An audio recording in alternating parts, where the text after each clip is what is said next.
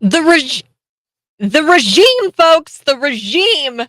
They just found Dr. Peter Navarro guilty in a DC show trial for refusing to speak to Nancy Pelosi's January 6th committee. This is their revenge for publicly exposing Fauci in the midst of the 2020 pandemic. You need to support his fight. Let's take a listen to Peter Navarro and his reaction to the guilty verdict yesterday. The day that Judge Maida ruled that I could not use executive privilege as the defense in this case, the die was cast. This was pro forma. Pro forma. We knew going in what the verdict was going to be. That's why this is going to the appeals court. And we feel, look, I said from the beginning, this is going to the Supreme Court, I said from the beginning, I am willing to go to prison to settle this issue. I'm willing to do that. But I also know that the likelihood of me going to prison is relatively small because we are right on this issue. Yes, that's Peter Navarro. And Peter Navarro, of course, a DC jury. It shouldn't shock us that they found him guilty. Of course, the regime is going to target him. Of course, this is political persecution. Peter Navarro was protected by executive privilege and was under no obligation to testify before the corrupt January 6th committee. That's all this was, folks. They found him guilty because he refused to go testify before the January 6th committee. We've got so much to get to today this morning. It's Friday, 6:07 a.m. Wake up and pray up. You can see me in the studio live on YouTube, Facebook, Twitter, and Rumble. Be sure to subscribe to Cat Peterson 929 on YouTube. If you've got a question, put it in the comments. And be sure to like and share this video out with your normie friends and text in at 309-451-9299. I am wearing my patriotic praise shirt. It's from Rooted Apparel. Rooted Apparel, you know, we need to pray for America. And one thing that I really like about my Rooted Apparel is when I'm out in the grocery store, people will come up to me and they'll be like, yes, Jesus is king. And yes, we need to pray. And it starts a conversation about the gospel. It talks, I've been talking a lot about Revelation and how Jesus is coming back again. So it really does spark up a conversation, and I highly suggest you go get your Rooted Apparel today. Don't wait, and use the promo code CAT, that's CAT, at checkout for 20% off. These t-shirts are pretty cheap, so be sure to go get your t-shirt and get this one. This one has an American flag on it, and it's got the word pray on it. You can see me live in studio if you want to check it out. All right. First, we have to talk about Atlanta, the Walmart that shut down due to crime. So they're actually reopening that Walmart, and I wouldn't be shocked if we start to see. There were a lot of Walmarts that I think were shut down across the state of Illinois. I wouldn't be shocked if we started something like this in the state of Illinois, or Walmart starts this nationwide, where they're reopening their Walmarts that they shut down due to crime, and they're reopening them with a police station inside. Wow.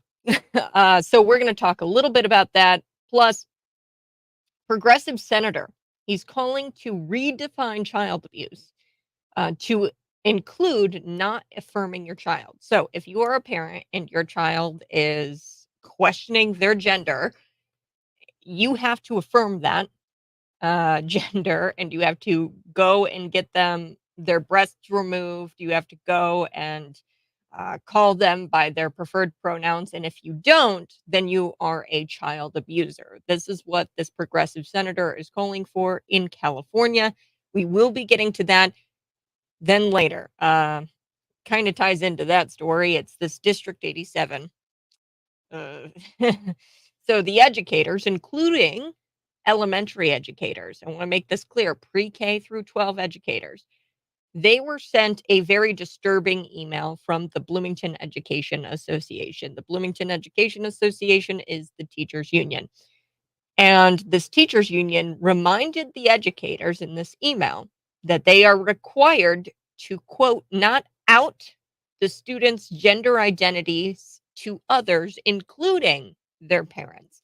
So that's happening in your community. Does your kid attend District 87? If your kid attends District 87 and wants to use uh, a bathroom facility opposite of that of their sex, you have a little boy and he wants to go use the little girl's room, the District 87 educators are instructed and demanded and required to not inform you, the parent, that your son is doing that your son is wanting to use the bathroom opposite of his sex. So we're going to get to that because it's a packed story.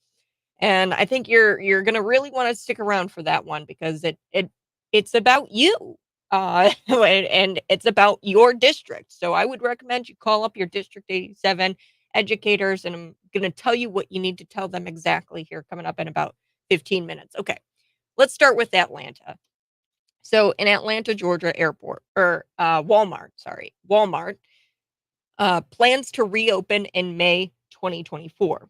Uh, and they're reopening with a police substation after the retail location closed down last year because of this surge in crime. The supercenter closed its doors after an alleged arson, which was the second fire that year.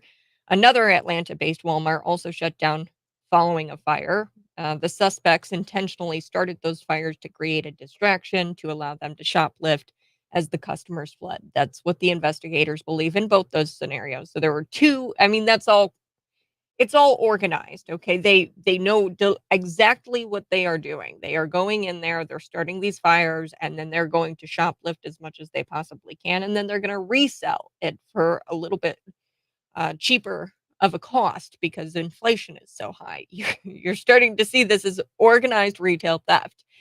um, but I don't think Walmart should worry because maybe the substation will prevent any new fires from happening. I don't think so, but we'll see. I think that this is a step in the right direction. This is the Vine City location. The new Vine City location will include a mini precinct that will serve as a police landing space, which will include a space for the officers to file their reports and to take a rest. So it's a police station. It's a mini police station. And Walmart's decision to include this mini precinct in the store comes as organized retail crime and theft continue to plague the retail industry as they hope this is going to deter criminal activity. This is their hope.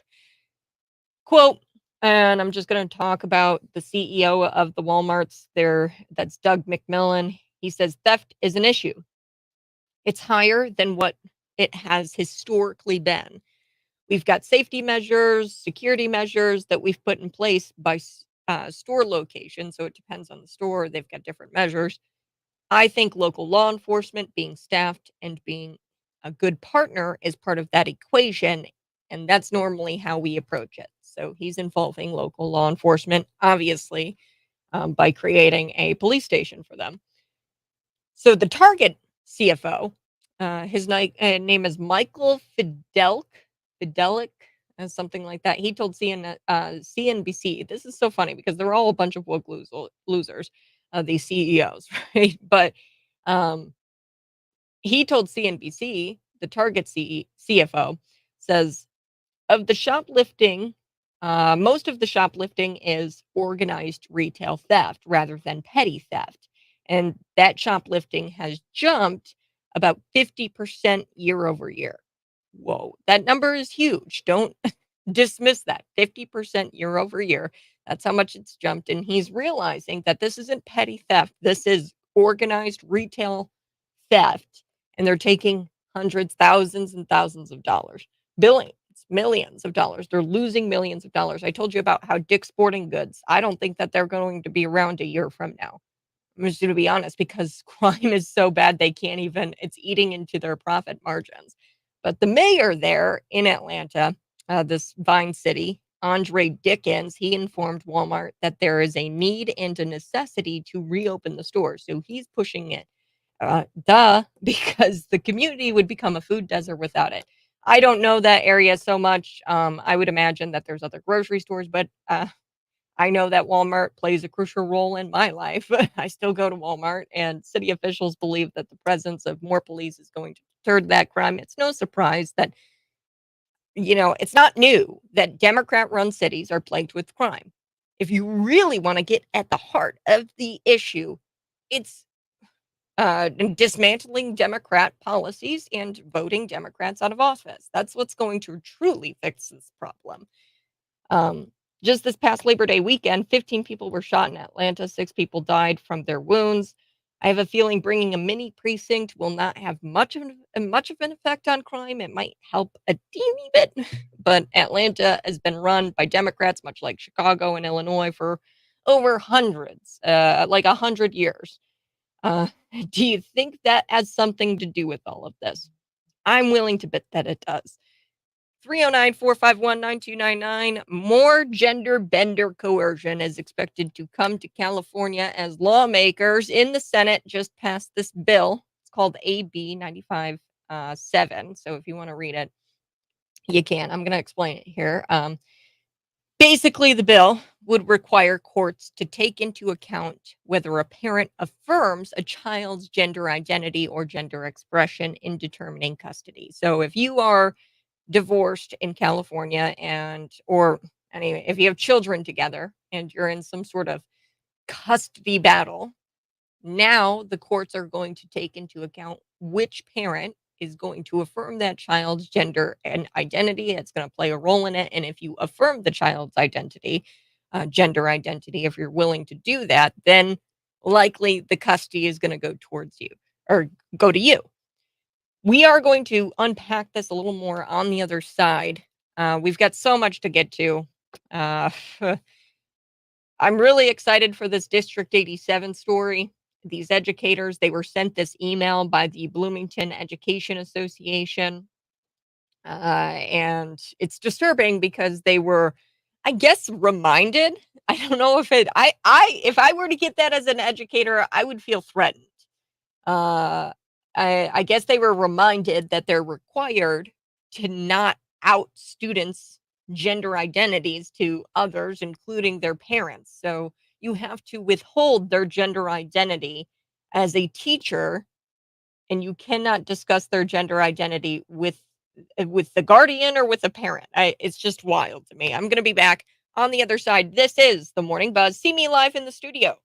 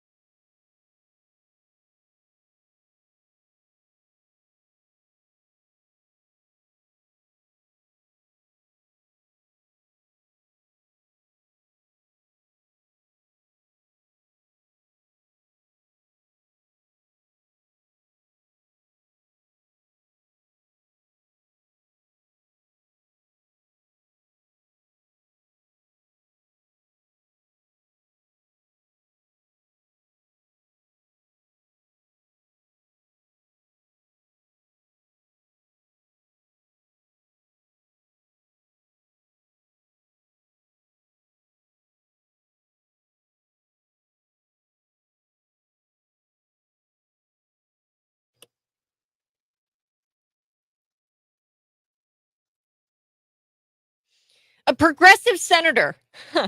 He's calling to redefine child abuse. I didn't know that our legislators were in the business of redefining words, but they do it all the time, apparently. Racism. Now we're redefining child abuse. The senator, he's calling to redefine that legal definition of child abuse, and he wants to include not affirming your child. So if you're a parent and your kid starts to come home and says, "Mommy, I'm a boy," and she's actually a girl, you have to do everything you can to affirm uh, her new gender identity. Otherwise, you will be a child abuser in the state of California.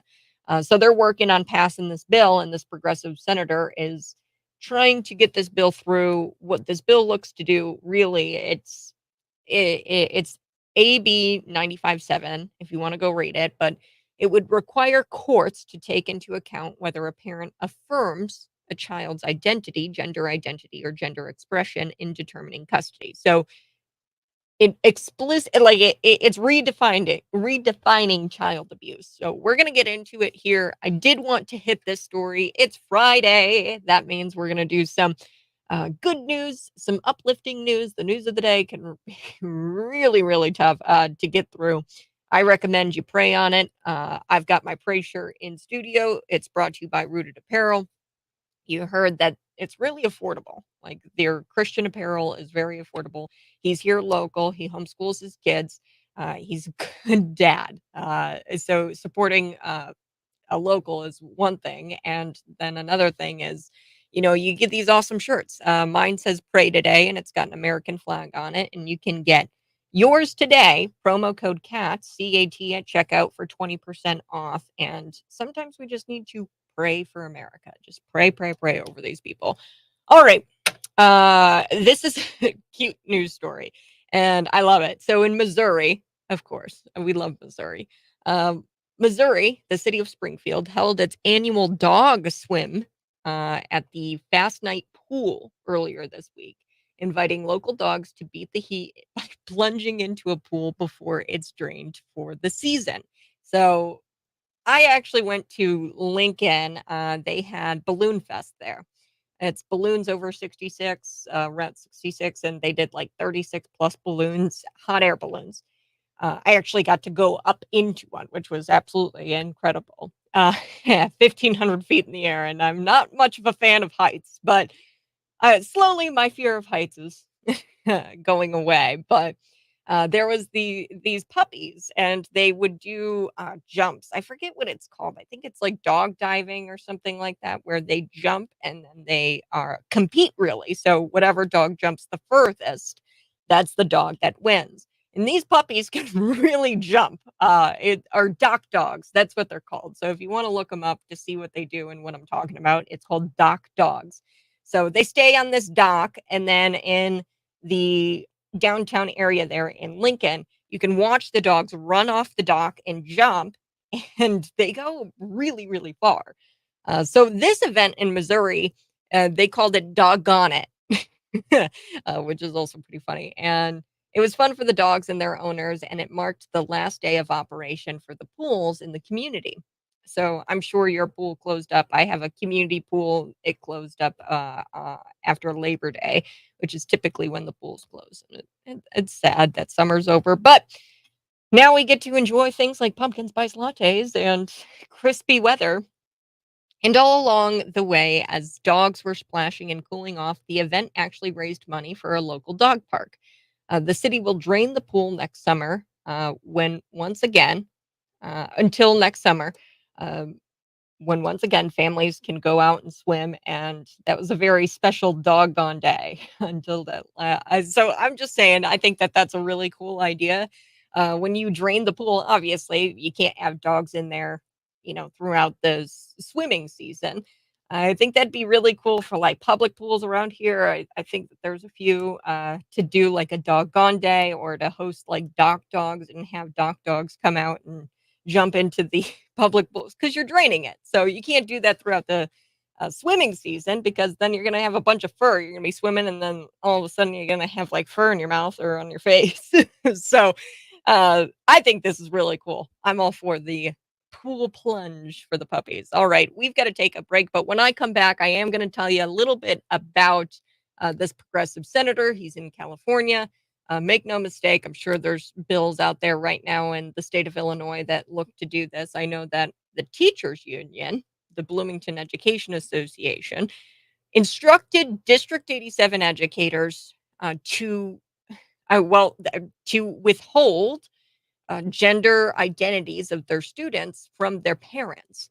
So we are going to be getting to that here on the Morning Buzz. See me live in studio, YouTube, Facebook, Twitter, and Rumble.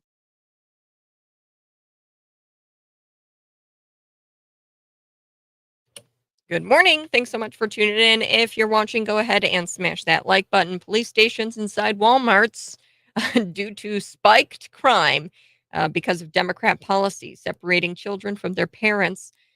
So the abuse and brainwashing from the resident Democrats may continue. Yes, uninterrupted.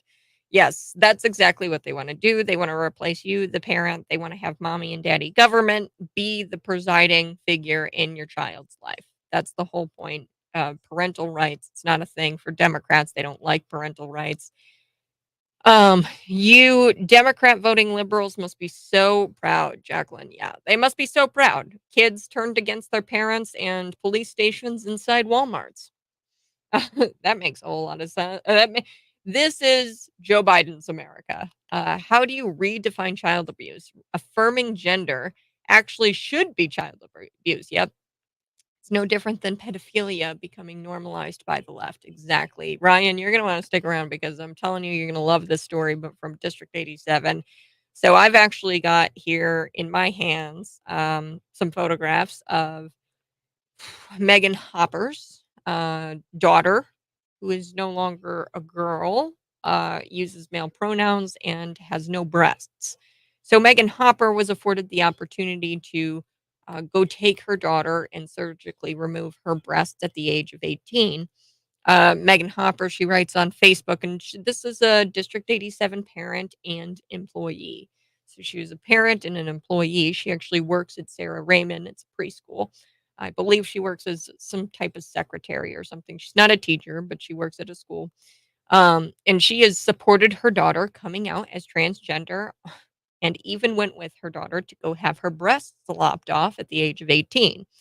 Um, Now, it's unclear, and I don't know how this girl came out, but according to this policy that the BEA, the Bloomington Education Association, want teachers to follow, according to this policy, would Megan Hopper would she have even known her daughter would come out? I would imagine there's a scenario where her daughter wouldn't want to come out to her mom. Possibly her mom, um, you know what I mean? Like Megan Hopper was afforded the opportunity to go get her kids' breasts lopped off. I personally think that's child abuse. That's my. I think that we need to redefine child abuse to include that.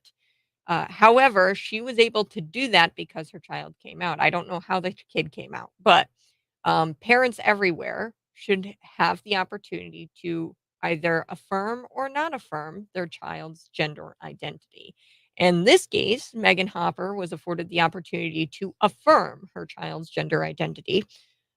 With this new policy in place, you might not get that opportunity because their gender identity will be withheld from you, the parent, and the school will take on that role of um, being the sole communicator with that child. And uh, you are going to be removed from the um, coming out process, which is actually against a lot of what leftist organizations say is good. So, according to Voices of Youth, which is an organization set up by UNICEF, which is globalists, right? And they try to help kids across the world exchange knowledge and ideas. This is a globalist organization. They say it's very important for parents, actually, and children to communicate openly and effectively with each other. When this is done effectively, children begin to feel respected, heard, and understood by their parents, which boosts their self esteem. So Megan Hopper claims that this is the best thing for her child, which is what it is. You still have parental rights over your daughter, and she took her daughter to go get her breasts cut off, and Megan Hopper was afforded that opportunity. I don't know how the kid came out, but had the kid been in a situation where she only opened up to a teacher, that teacher would have never told Megan Hopper about her status. Um, so, I mean, like left and right. So, if you are wanting to affirm your child and go get the breast lopped off, and if you're in that camp of people, then you should have the right to, or I don't think you should have the right to do that, me personally, right? But what the schools is saying here and what the teachers unions are saying here is that you don't even have the right to go do that. That should all be held within the school's hands.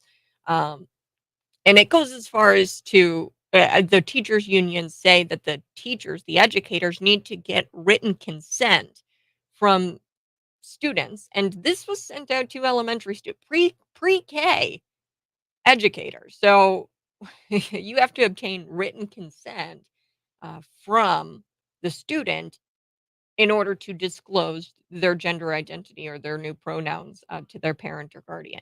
So it's a really wild story.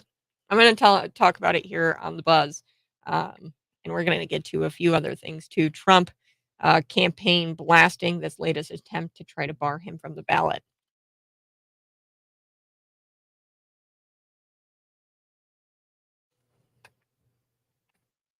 So for a second, I thought that this was a win. It's not really a win because you go into NASCAR's website and you start to really see how racist these people are.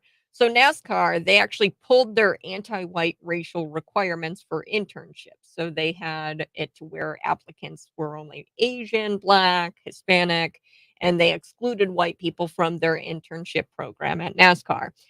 Now they've removed that racial requirement, this anti-right racial requirement to be a part of NASCAR and to be an intern. But it's not really a win because then you start to look at the NASCAR website and you're like, wow, these people are really racist and really like sexist too, because they don't allow men in anything, which is bizarre. Women can't really drive. And I'm saying that as a woman. Okay. You can't really drive, especially not a NASCAR. Uh, yeah, I'm saying that as a woman. I definitely cannot drive. It's just not my nature. Most women can't drive, and that's okay. I'm not a good driver, and I'm all right with admitting that. There's plenty of strengths I have. Operating my truck and not hitting a curb is not a strength of mine. I hit the curb almost every single time pulling out of the parking lot here at the station. So we're going to get to that NASCAR pulling their or racial requirements, but it's not really a win, folks. So I've got more on that. But first, I did want to dig through what I've got here is the progressive senator. He's redefining what child abuse is. And he is trying to include not affirming your child's gender identity as child abuse. So if you don't lop off your daughter's breasts, then you are a child abuser. If you don't affirm your child in every area when it comes to their new proclaimed gender identity, then you are a child abuser. That is what this senator is wanting to do with this bill. So let's dig through it. More gender bender coercion is expected to come to California as lawmakers in the Senate pass this bill, AB 95-7. You can read it. I'm just going to sum it up for you very quickly. It's going to require courts to take into account whether a parent affirms a child's gender identity or expression in determining custody. So, say you got a kid together in California, you go to court, a custody battle starts up, and the court is going to have to take into account whether you will affirm your child's gender identity or gender expression. And if you do affirm it, then likely the custody is going to be awarded to you. So it heads back to the assembly for concurrence on amendments before making its way to Gavin Newsalonis. I like calling him Newsaloni. Gavin Newsalone's desk to sign. So they're going to have to vote on a few amendments and concur on a few amendments of this bill, but likely it's going to get to Governor Gavin Newsom's desk. He's going to sign it. The bill was proposed by this guy. His name is Senator Scott Wiener. I'm going to call him Wiener because I think it's funny. It might not be pronounced that way, but Scott Wiener. He is a weenie.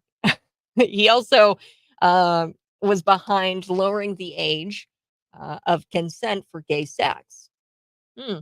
Bunch of pedophiles, I'm telling you. Decriminalizing intentionally infecting somebody with AIDS. So he decriminalized that. So if you go out and you intentionally infect somebody with AIDS, you know you have AIDS, and you go and have sex with somebody anyway, and you don't disclose your status, your HIV positive status, or that you have AIDS, uh, then he decriminalized that. So you can go do that. You can go intentionally infect somebody if you have sexually transmitted diseases. And he also was behind turning employees in long term care facilities into criminals if they misgender someone. So if you are in a nursing home or if you're in some sort of long care term care facility uh, as a nurse or as an employee, if you misgender somebody, then you are a criminal. that's that's what this guy is all about, Scott Wiener. This law would require judges to equate affirmation of child's gender transition directly with the child's health, safety, and welfare. So, affirming a child's gender transition is directly associated with the health and safety of that child when determining custody rights. Big deal because this is essentially redefining child abuse.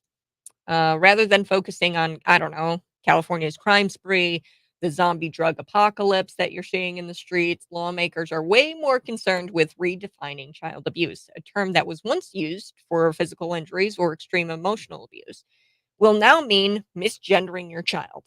So if you misgender your child, you're a child abuser. like but like how can you even enforce that, because a lot of these gender expressions and these gender identities change on an hourly basis, so how could you possibly keep up with what your child is feeling that day? Like, he wakes up in the morning and he wants to be a girl, but he didn't tell you that right away, and you say, hey, how are you today? And call him a him. um then all of a sudden you're on the hook for child abuse. I think it's probably safe to assume that the law is going to be exploited and used as a weapon in family court. Family court, as you know, is overwhelmingly, it sides with women. According to the U.S. Census Bureau, fathers made up 20% of custodial parents in 2018.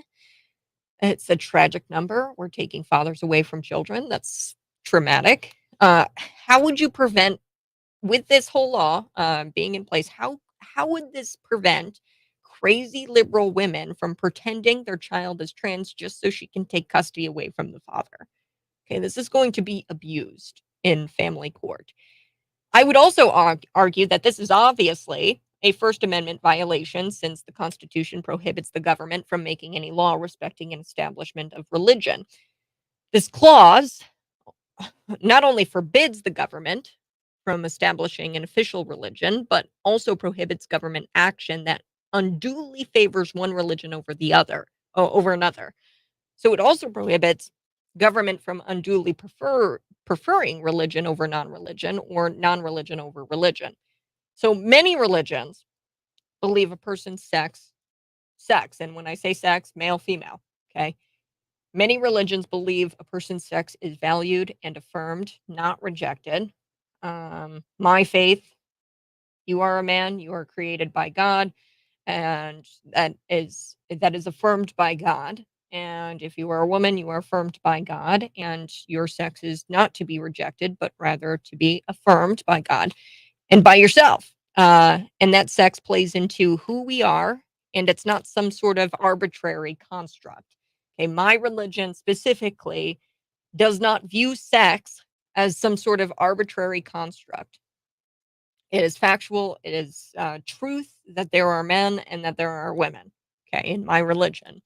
Sex also plays into the religious definition of marriage. Marriage, for me, in my religion, is between a man and a woman. Voters already redefined that in California, so we probably shouldn't hold on to that much, on to much hope that our constitutional arguments will save the kids here. Um, so yeah, and enough with the gaslighting. It's totally abusive to transition your child. Okay, I'm done playing cutesy time. I'm just gonna come out and say it. You transition your child, you are abusing that child. That is genital mutilation. That is gross. It's body mutilation, especially when a very young child, if they're very young and they don't understand what gender even is. So, lawmakers insist that 3-year-olds know best, and if you dare think otherwise, then you're a child abuser.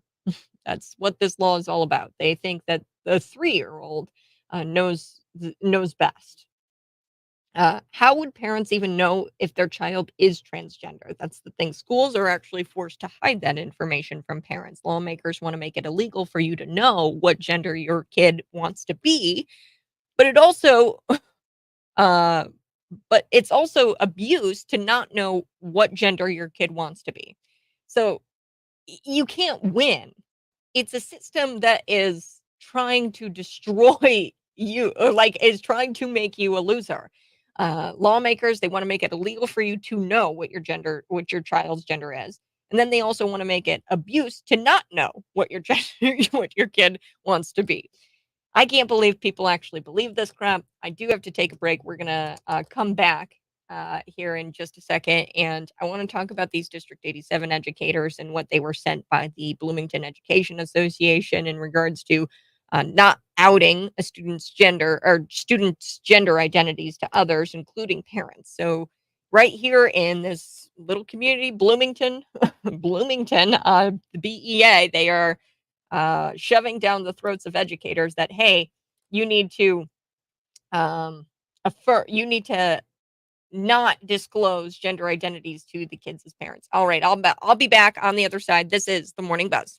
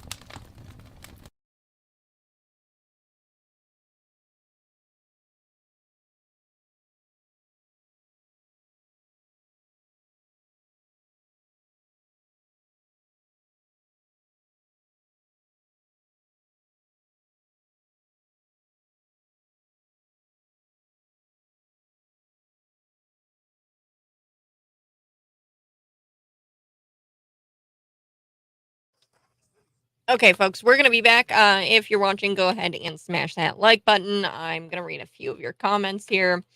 The same 3-year-old who eats their boogers and picks their butt, they seem to know what gender is and that what gender they are and consent. That gender issue should never be in a custody battle.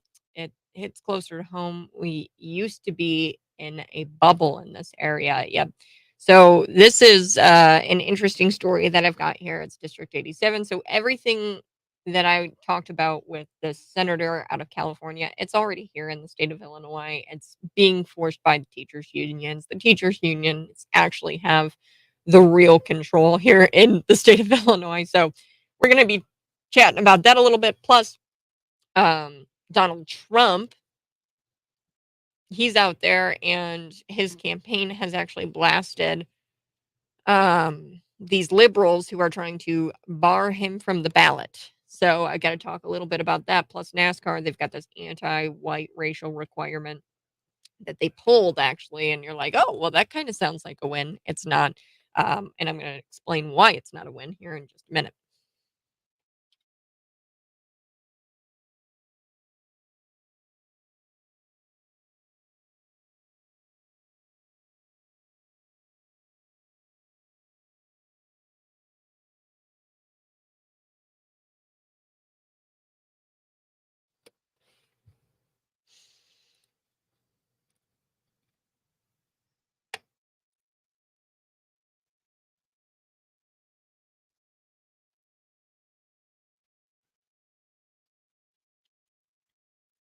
Good morning. Hey, this is the Morning Buzz. It's a Friday, and we're going to be talking a little bit about Donald Trump coming up in the 7 o'clock hour. The political purge continues as liberal activists group. They have filed a lawsuit to try to block President Donald Trump from the 2024 primary ballot in Colorado. It's this activist group. They're called Citizens for Responsibility and Ethics in Washington. They filed the suit in this Denver district court on behalf of 6 rhinos and unaffiliated Colorado voters. So this is a lawsuit, and Trump's campaign, they blasted this latest attempt to try to bar him from the ballot. And wow, Democrats, they are really uncomfortable that their own voters are not sold on Sleepy Joe. Okay, this is the latest attempt by Democrats as they face the uncomfortable reality that voters are not sold on Sleepy Joe. And in fact, a lot of these rhinos who are cited in this lawsuit, they're uncomfortable with the fact that their voters, that Republicans are not sold on their rhino picks, like Ron DeSantis and Nikki Haley and Chris Christie. I mean, the list goes on. They're really upset that they are not selling those candidates. And an Obama appointed judge actually dismissed a case similar to this in Florida last month as plaintiffs they lacked a standing to do this to try to get Trump removed from the ballot using the 14th Amendment. So we're going to talk about that. Plus, a judge attacks parents and he says that they are a clear and present danger for expecting to know children's identity in school. So a judge is actually attacking parents and says that it's a clear and present danger for expecting to know a child's gender identity. So we're going to talk a little bit about that, but I also want to talk about District 87 educators getting this email. This is big news today. So if anything, you're going to want to listen to this story where these educators they were sent an email from the Bloomington Education Association, that's the teachers union, and they reminded them sternly in an email that they are required to not out students genders identities to others including parents. So the educators at District 87 as young as pre-K, so this was an email sent out to pre-K. So the assumption that children are have gender identities at that level at 5 years old and even younger is appalling to me. But they sent it out to to all these educators. Now I don't know if it was union members or what, but I mean, elementary educators got this thing.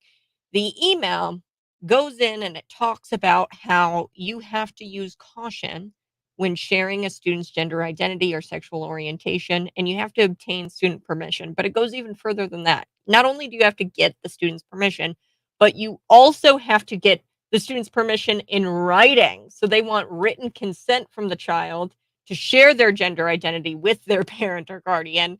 Imagine a 5-year-old. Hey, little Timmy, I know that you think that you're a girl and you play with Barbie dolls, and I think that your gender identity is that of a girl. I don't want to share that with mommy or daddy. Can you write that down? Can you write that you don't want me to share that with mommy and daddy, that you're a girl? Yeah, sure. If he can write, right? I mean, oh man, it just gets wilder and wilder. I'll be back on the other side for the 7 o'clock hour. You're listening to the Morning Buzz, Cities 92.9.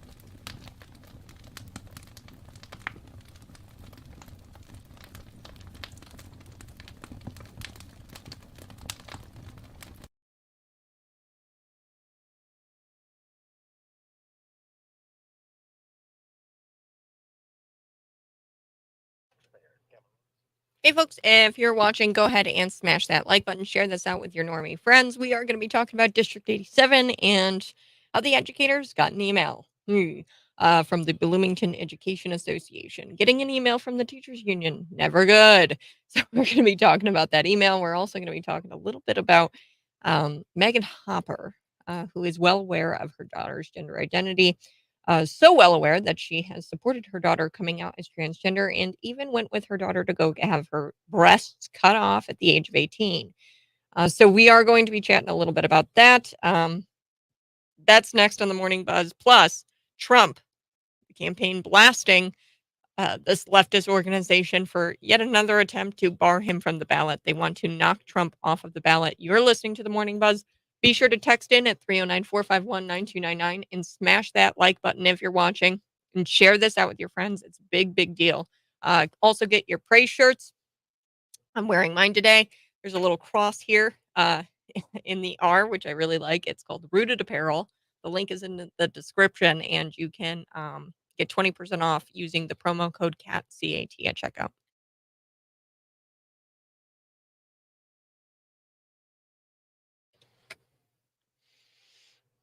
NASCAR, they're pulling their anti-white racial requirements for internships, but it's not really a win, folks, because they've got way more like sexist requirements, racial requirements, diversity, equity, and inclusion. They're all about that. So I thought I read it and I was like, oh, that's awesome. NASCAR actually pulled that anti-white racial requirement for their internships. Prior to them pulling it, the applicants could only be like Asian, Black, Hispanic. There was only like a handful of races that they allowed into this internship program at NASCAR. They removed that racial requirement, meaning that it's open to everybody, but it's not really a win. And I'm going to tell you why it's not a win coming up in just a little bit. Plus, Trump campaign is blasting this latest attempt to try to bar him from the ballot. They tried it in, I think, New Hampshire. I think it was New Hampshire. They've tried it everywhere. There was a place in Florida where they tried it. A judge, totally. I mean, this was an Obama-appointed judge, so not really a far-right judge in Florida. He dismissed this case, and it's similar to this one out of Colorado last month because look, the plaintiffs had no standing. So there's this lawsuit drafted up by these left wing activists. They're called Citizens for Responsibility in Ethics in Washington. And they drafted up this lawsuit, filed it, and they filed it in Denver District Court. And they filed it on behalf of 6 rhinos and unaffiliated Colorado voters. But really, what it does, it tries to knock Donald Trump from the ballot on the basis of the 14th Amendment. They called him an insurrectionist and said that an insurrectionist cannot be on the ballot. So we're going to get into it here, but probably the most important story of your day, the Morning Buzz, we're going to do it. I know that leftist media organizations here locally will not cover this. And I'm shocked that this isn't in the news. I'm shocked that I only got a couple of people sending me this email. I could have obtained this via FOIA. It's very open, this email from Bloomington Education Association to District 87 educators, including elementary and pre-K educators. So we're talking 5-year-olds here. So just keep that in mind. We're talking 5-year-olds. Educators of 5-year-olds were sent an email, and the teachers union reminded them that they are required to not out students' gender identities to others, including, drumroll please, parents. Yes, so they're anti-parent, the teachers union. Well, we knew that. The email says, and I'm just going to directly quote it here, our school district or organization has a policy that explicitly asserts the confidentiality of information pertaining to a student's or youth's sexual orientation, gender identity, or expression. Educators and staff are aware that under FERPA, and I have to dig into what FERPA really is. It's probably some sort of federal, it's like a national campaign to sexualize children. But educators and staff are aware that under FERPA, they must protect the confidentiality of students' related gender identity and sexual orientation and show great caution not to share students' gender identity and sexual orientation with students without students' permission, uh, or with students' permission, even to students' parents or guardians. So you have to obtain permission from the student, but it goes on. The email, it's not only just students' permission verbally, you have to get written consent from the student uh, in order to disclose the identity or sexual preference to a parent. So whatever that student's like, they're kids, you know what I'm talking about? Like, we're talking pre-K through 12. What do you mean sexual preferences? What do you mean gender identity? What are you talking about? They're children. They shouldn't be having sex. But never mind all that. Okay, they're kids. But the email goes on and says that, hey, you got to be careful about sexual preferences and gender identities and disclosing that with a parent. The only way that you can disclose a gender identity or sexual preference of a kid is by obtaining written consent. This is such like pedophilia. It's not even funny. Like, how gross. You're going to sit a 5-year-old down and you're going to say, little Timmy, do you like to have sex with boys? Well, I need you to write that down here, and I need you to tell me that it's okay for me to tell your mom that it's okay to have sex with boys. Wait, like, how would this scenario play out? This is ridiculous. So, and shame on the Bloomington Education Association. Shame on that teachers union. I don't know what her name is. The president is Julie something. But the email, I mean, it goes on and says that you need to get written consent from the kid in order to disclose their identity or sexual preference. And I've talked with some high schoolers at District 87. The way teachers get written consent onto whether or not, or on to decide whether or not to disclose their gender identity to their parents is by giving them a first day of school survey a lot of the time. So what the survey does, and I've talked to a District 87 high school student, and she went to BHS. She talked to me about how there were questions on this survey, like what are your preferred pronouns, and do your parents know what your preferred parents or pronouns are? Can I share your preferred pronouns with your parent or guardian? So that's how they obtain like written consent a lot of the time, if it's okay to share your gender identity with your parents. So they'll give out surveys to these kids in the high school. Recently, and I want to point this out, teachers union in Colorado, Jefferson County Education Association told teachers, quote, if you do a questionnaire, please make it on a paper and pencil, please make it a paper and pencil activity. Any digital records or are more permanent and may be requested under federal law. So they're encouraging the teachers union here in Colorado, educators to not do these questionnaires where you ask preferred pronouns and if it's okay if I share it with mom and dad, um, to not do it digitally because those can be obtained and they can be requested under federal law.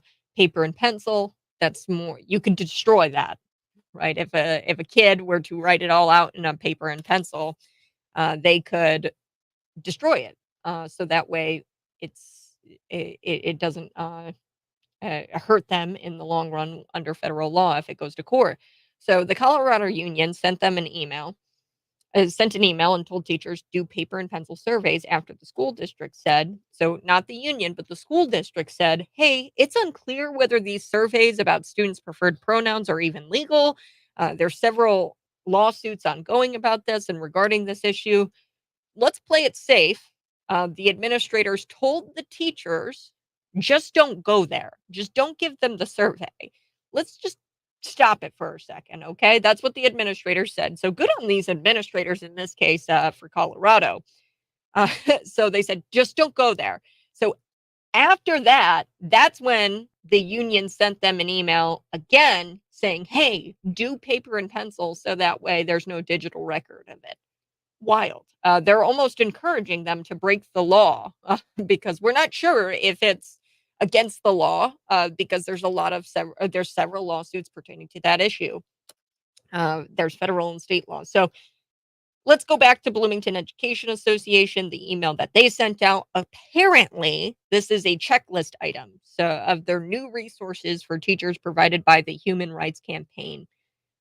And the Human Rights Campaign has partnered with the National Education Association to start off the new school year right. So this is a national campaign to sexualize children and to essentially take your rights away as a parent. Okay, this isn't anything exclusive to BEA, although it's discussed it, and our administrators have yet to come out and shame this email that was sent to our teachers. I would like to see our administrators, and I would encourage you to call your administrators if you have children who attend District 87 and give them a call today and say, hey, you know, I saw this email and we're going to publish the story so you can see all of the emails. And I've got the receipts here.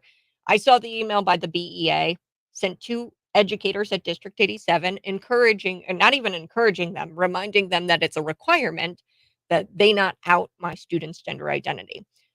I'm against this. I need you to tell the teachers to not go there. And I don't want my child participating in any kind of surveys regarding gender identity and disclosing their gender identity. I don't want them participating in that kind of survey.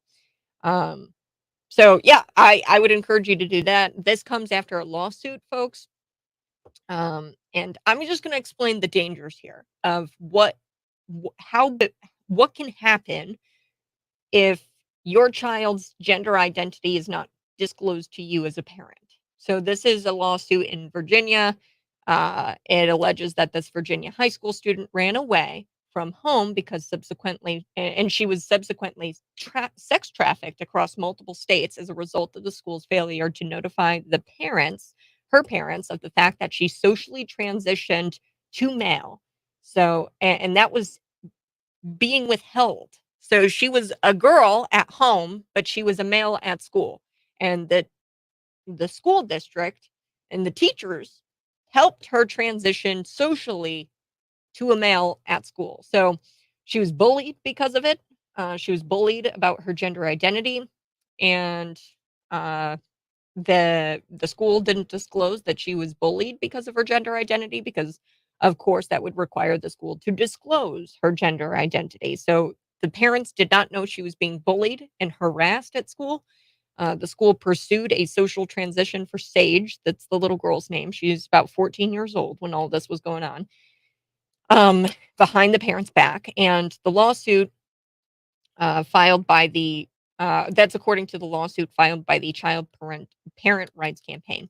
So the school pursued a social transition for Sage. So gave her male clothes, let her use the male bathroom, blah, blah, blah. So Michelle Blair, she's the mother of Sage.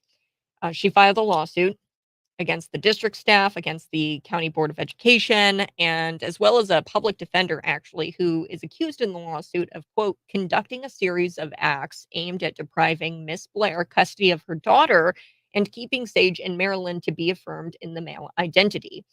The school withheld information despite there being no evidence that the parents were child abusers. Okay, they withheld critical information that she was being bullied in school, that she wanted to become a male.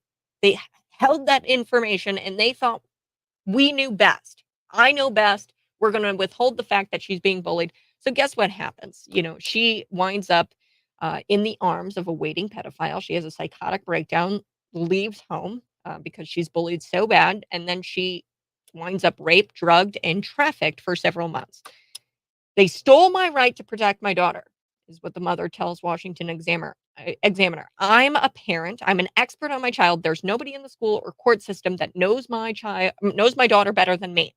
They will never know my daughter better than I do. So now I'm moving on to Megan Hopper. So Megan Hopper is a District 87 parent, and she's an employee.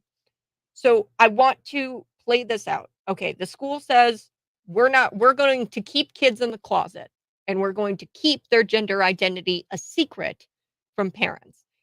What does Megan Hopper think about this? Because she's obviously very well aware of her daughter's gender identity. I don't know how she gained access to her daughter's gender identity, Perhaps her daughter disclosed that to her. Perhaps the school obtained permission to disclose that to Megan Hopper, written consent. I don't know. But point is, Megan Hopper was able to transition her daughter at the age of 18, and she got her daughter to get her breast cut off, and she refers to her daughter using male pronouns, and she supports her daughter coming out as transgender. So, leftist listening, I ask you, don't you want I'd imagine you really want to lop your children's breasts off, okay? That's what leftists want. They wanna lop their kids' breasts off, and they wanna wear them like a Gucci bag, and they wanna be able to refer to them as, different pronouns, okay? I get that. Under this new requirement, you might not be afforded that opportunity because you think of it as an opportunity, you think of it as a good thing. Under this new requirement mandated by the BEA, you would not be able to know that your child is wanting to be transgender, so you can't go get your kid to get her breast cut off. Okay, so Megan Hopper, this is interesting because she's an employee. So I'm not sure how she obtained the transgender status or transgender identity of her daughter. Is it because she's an employee? Is it because she's a parent? Did she get written consent? I don't know how the daughter came out to Megan Hopper, but the point is, even leftists should hate this because don't you want to be able to communicate openly and effectively with your child about coming out as transgender, gay, lesbian, whatever the case may be? And I mean, I've got the photos here of Megan Hopper's daughter, who now uses male pronouns and has no breasts. At the age of 18, she took her to go get them surgically removed. She goes, so great having him back in the water, is what one Facebook post read. She posts this prior to the release of those photos. She did explain on Facebook that she couldn't wait to see her daughter topless in the pool. So what I'm trying to get at here is that there's even leftist organizations that say that it's very important for parents and children to be able to communicate effectively with each other.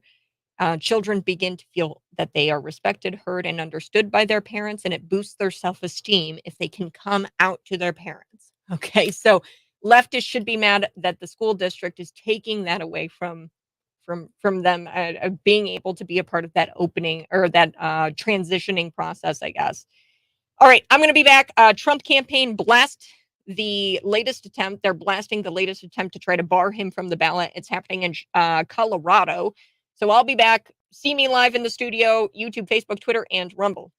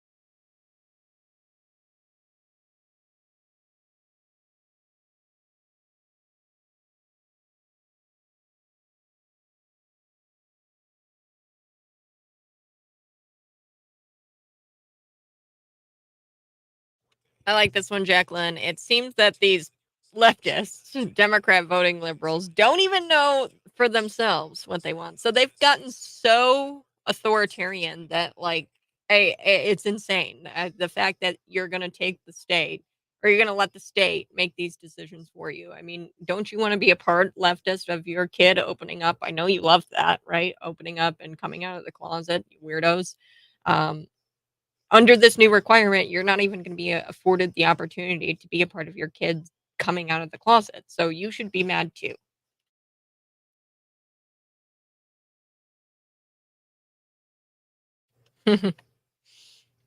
I love it. The comment here on the live stream, YouTube, Facebook, Twitter, and Rumble. You can see me live in studio. Be sure to smash that like button if you're watching. Visit me on YouTube, Cat Peterson 929. Yes, I am wearing my pray shirt. We've got to wake up and pray up this morning, 7:28 a.m. My pray shirt is from Rooted Apparel. Rooted Apparel. They have really affordable t-shirts. The guy's local. He's awesome. You get 20% off too at checkout if you use the promo code CAT, CAT. I highly recommend you go get the shirt that I'm wearing today. It says the word pray on it. And we really do need to pray for America. And the letters have the American flag in it. So um, go get it today. I like what Jacqueline says here on the stream. It seems that these leftist Democrat voting liberals don't even know for themselves what it is they want. Of course. And I was talking about this new requirement. Uh, this new edict passed down to the educators of District 87, elementary educators, that is, including elementary educators, where they say, hey, it's a requirement for you not to disclose students' gender identities to their parents or guardians. And that's a requirement of teachers. If the kid is gay, then you can't disclose that to the parent. Um, this is super draconian, super tyrannical, and I made the argument that, hey, leftists who are really about transitioning their children and really about, using the correct pronouns and, and they want their kid to come out of the closet and they want them to be gay. That's what leftists are all about. If their kid is gay, they're like, oh, thank God. Oh, I'm so glad that the kid's gay. That's what they're all about. Okay. Which is what it is. They should be mad too about this new requirement because under this new requirement, they'll never know if their kid is gay. And they'll never be able to be a part of that gender transition process if they want that to be the thing for their kid or whatever. So they should be upset by this new requirement as well. The state is essentially taking your rights away as a parent and the opportunities away from you to go cut little Jessica's breasts off. Okay, so I did want to touch on this a little bit, and then we're going to get to Scott Robbins for Scott's takes. The political purge continues as this liberal activist group filed a lawsuit to block President Donald Trump from the ballot in Colorado yesterday or Wednesday. Citizens for Responsibility and Ethics. They've always got these fluffy little names, and it never is what they're actually for. Citizens for Responsibility and Ethics in Washington, they filed a lawsuit in this Denver district court on behalf of 6 rhinos and unaffiliated Colorado voters. So this is the latest attempt by Democrats as they face the uncomfortable reality that their own voters are not sold on Sleepy Joe. And this Obama appointed judge actually dismissed a similar case in Florida just this last month because the plaintiffs lacked standing. So what this suit says, it says that Donald Trump has to be removed from the GOP primary ballot and any quote future election ballot, citing the 14th Amendment's ban on insurrectionists holding office. So they're saying he's an insurrectionist. It's the very fabric of our democracy or if the very fabric of our democracy is to hold, we must ensure that the Constitution is enforced and the same people who attacked our democratic system not be in charge of it. So that's what the president of this leftist organization said. In other words, they want to rig the election to protect democracy. The cognitive dissonance here is very real in that statement. Okay, the fabric of our democracy, if it's to hold, then we must ensure that the Constitution is enforced and the same people who attack the democratic system are not in charge of it. So that's what he said. That statement is ridiculous. They claim that they want to protect the Constitution by not letting voters decide who to vote for in the primary, which is probably the most undemocratic and dictatorial thing you can do, is by tossing people off of the ballot. The Trump campaign has called the lawsuit, quote, an absurd conspiracy theory that reflects a desire among opponents to take him out of the 2024 race. The people who are pursuing this absurd conspiracy theory and political attack on President Donald Trump are stretching the law beyond recognition. This is what a campaign spokesman said. He goes, quote, there is no legal basis for this effort except in the minds of those who are pushing it. It's Trump derangement syndrome on paper. So that's what this is all about. And look, if Democrats really care about affirming faith in our elections, then maybe they shouldn't try to prevent voters from deciding as they attempt to expel Trump from the regime once again. Okay, if they really cared about affirming our faith in of our elections, then just have him on the ballot. I don't see what the issue is. All right, I've got to take a break. Up next, Scott Robbins for Scott's Takes. You're listening to the Morning Buzz on Cities 92.9.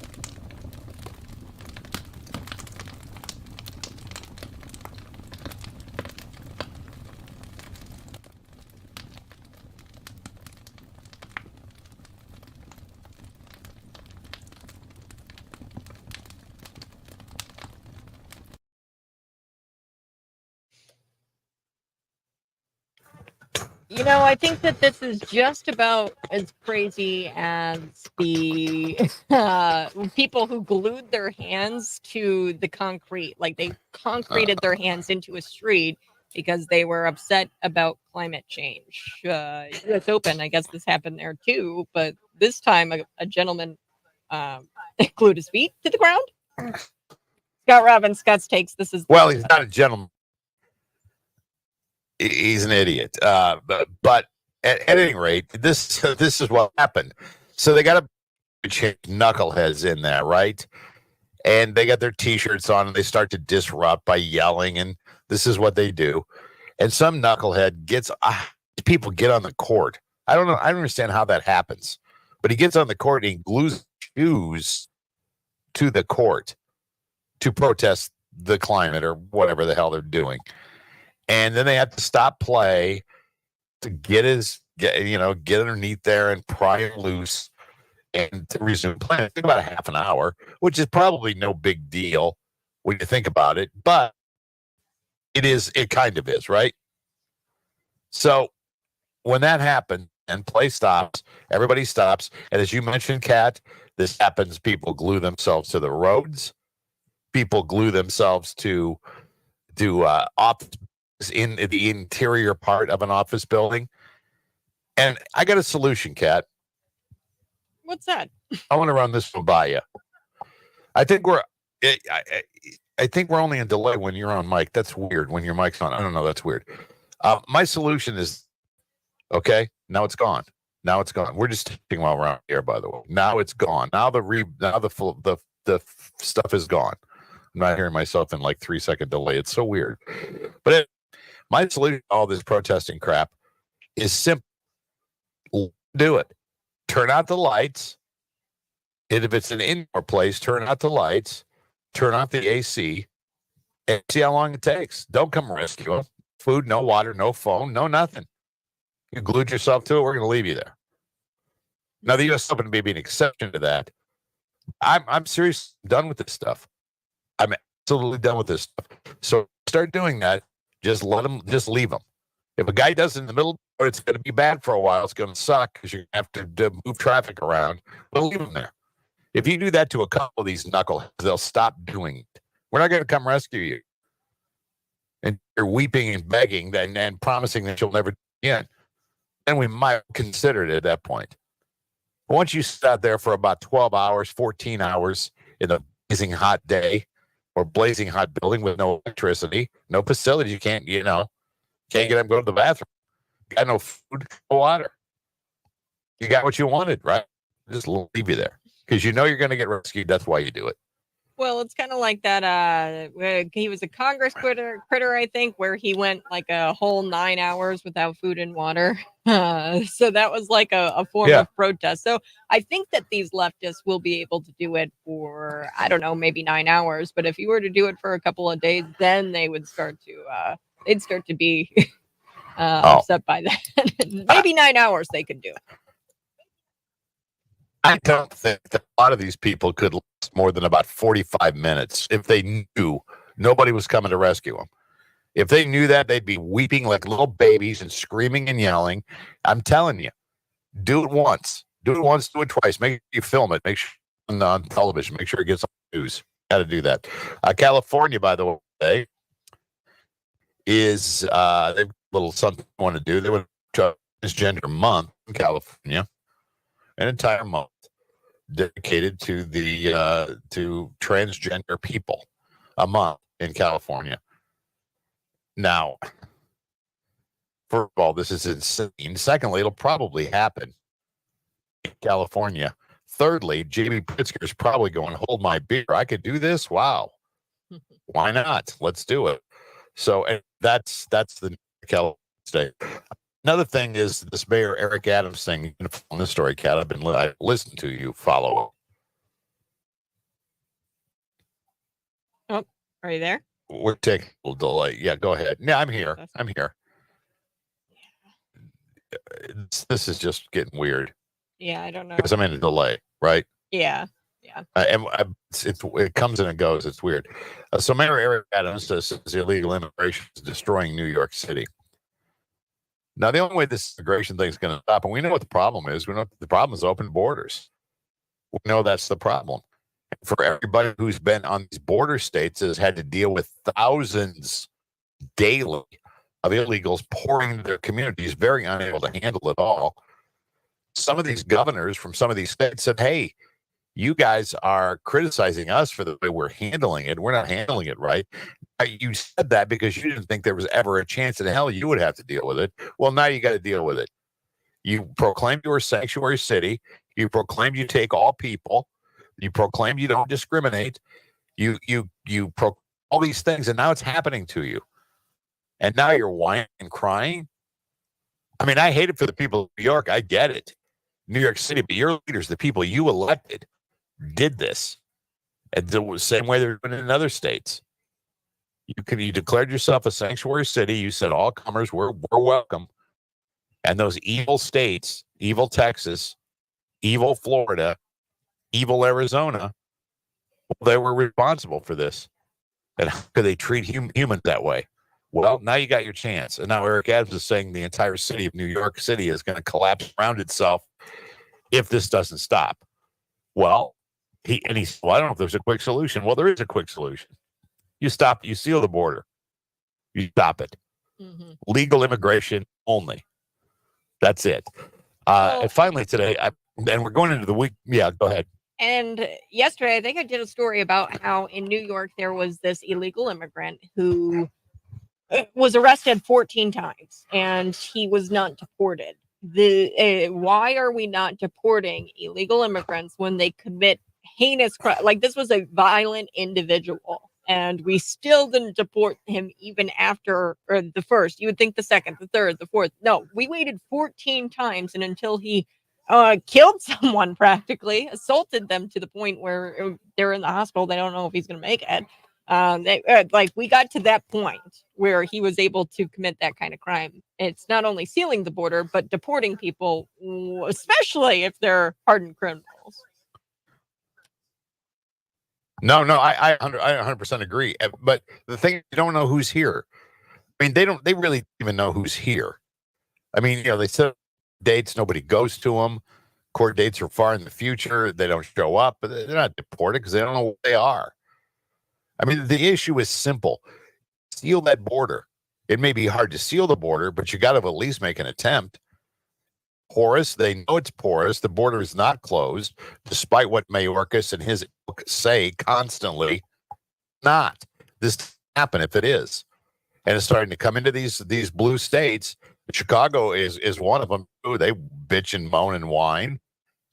But the matter is, whether it's a political stunt or not, doesn't matter.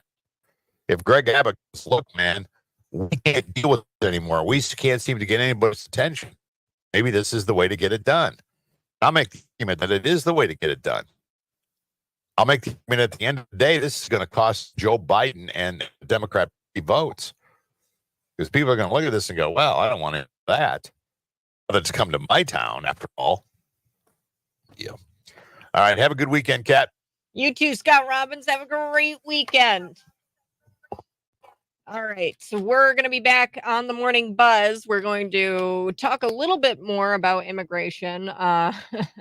There's this DACA recipient in the state of Illinois who wasn't deported after kidnapping a girl. And from what I understand, he's still on the run. I don't know why this isn't like number one news. Hey, this is going to lead the story in the nation. This is huge. I think he's on the run. Maybe he went back down to Mexico. Who knows?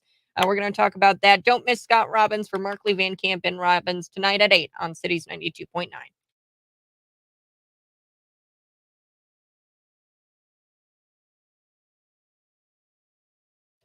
Good morning, folks. Hey, thanks so much for tuning in. If you're watching, go ahead and smash that like button. I'd greatly appreciate if you could smash the like button, share this out with your normie friends. Yes, we are going to be talking a little bit about this woke judge also attacking parents as clear and present danger for expecting to know children's gender identity in school.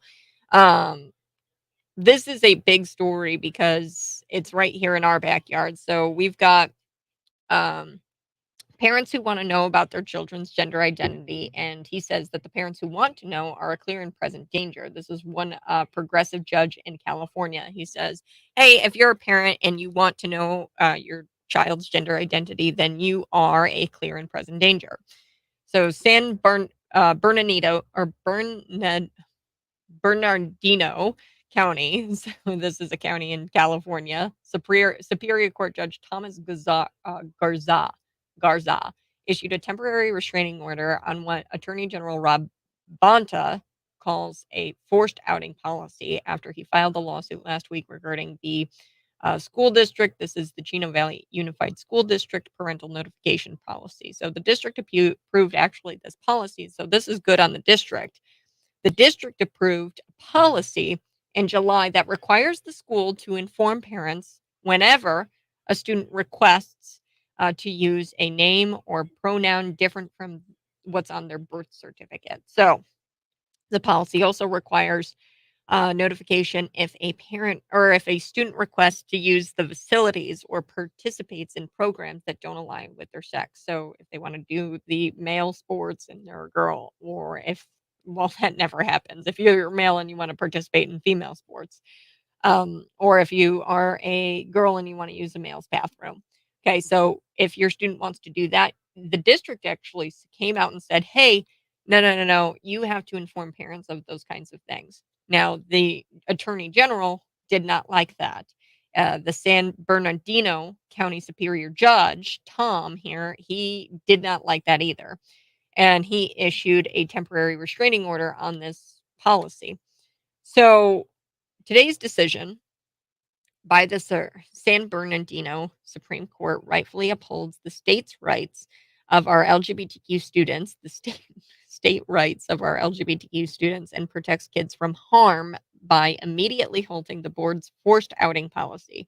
So this is a forced outing policy is what they're calling it. In case it wasn't obvious, this statement that the attorney general made that I just read to you is something a communist freak tyrant would say. The state's rights of our LGBTQ kids. Or in other words, the state is stealing your right, the right to parents, own children, and they decide what goes now. So they're stealing your rights. You need to shut up and you need to take it. That's what's going on in California. If you're watching, go ahead, smash that like button, share this out with your normie friends. We are going to be talking about that when we come back. 8 o'clock hour is going to be packed full of things like NASCAR. They removed this anti-white racial requirement for their internships, which you would think is a win, but it's really not. I'm going to explain why it's not a win here on the other side. And then we're also going to chat a little bit about what have I got here? Atlanta Walmart's shutting down due to crime. Now they're going to reopening that, or they're going to be reopening them. But this go around, the Atlanta Walmarts are going to be putting a police station inside of the Walmarts. So that might be something that you might see in your local Walmart if crime gets that bad. And then a progressive senator is calling to redefine child abuse to include not affirming your child. So if you don't affirm your child's identity, then you are a child abuser in the state of California. So, I mean, just file this under things to come in the state of Illinois. There's something that Governor J.B. Pritzker said that makes me believe that he is just one step from getting legislation out there. He called the Missouri ban on gender affirming kids or care on teens despicable. So if he had it his way, teenagers would be able to receive gender affirming care. So that's 13, 14, 15, 16. So minors. Let's take a listen to that audio here of JB really quick.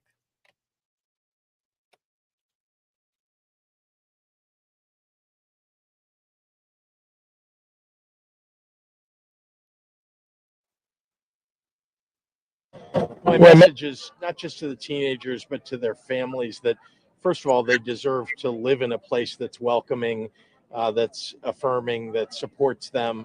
And we provide that kind of care in Illinois, and we support people who do provide that care, as we support all of our healthcare professionals. And I think it's frankly despicable that there are states that are banning the kind of healthcare that's needed for these kids. Anybody who knows a family that has a trans child knows that there are already major challenges that you're going through. You need healthcare professionals that are supportive. Some of it is mental health support, some of it is physical health support, but all of it ought to be about affirming and lifting up these children. Wow. Wowza, that was Governor J.B. Pritzker, and apparently in the state of Illinois, teenagers. So that's 14, 15, 16, 17, 18. That's what he said, that there's services in the state of Illinois that can get minors affirmed, meaning genital mutilation and chopping off kids' breasts. And wow, I'm not shocked by it, but I am also I'm disturbed by it. Let's just put it that way, because we've got progressive senators in California calling to redefine child abuse to include not affirming your child. So if you don't affirm your child, you, the parent, are abusing. So he went pretty far there and saying that Missouri's ban on transitioning children was wrong, and that the state of Illinois doesn't do that. But what the thing is like, we've got all these policies, and I just told you about the District 87 educators, including elementary pre-K educators. They were sent an email by the Bloomington Education Association reminding them that they're required to not disclose or out students' gender identities to parents. Okay, so how can you even like not abuse your child if you don't even know their gender identity? So you're not even able to affirm that identity. They want to make affirming the gender identity, not affirming it, a child abuse. Okay, but how can you affirm the identity if you don't even know about the gender identity? So they're going to make you an abuser overnight because how are you to even know? They are actively withholding that information from you, the District 87 educators. So let's just play this scenario out. Say you have a kid, she's a girl and she wants to be a boy. Okay. And she goes to District 87, but she doesn't tell you that she wants to be a boy. You, the parent, she doesn't tell you that she wants to be a boy, but she tells Miss Smith at District 87 that she wants to be a boy.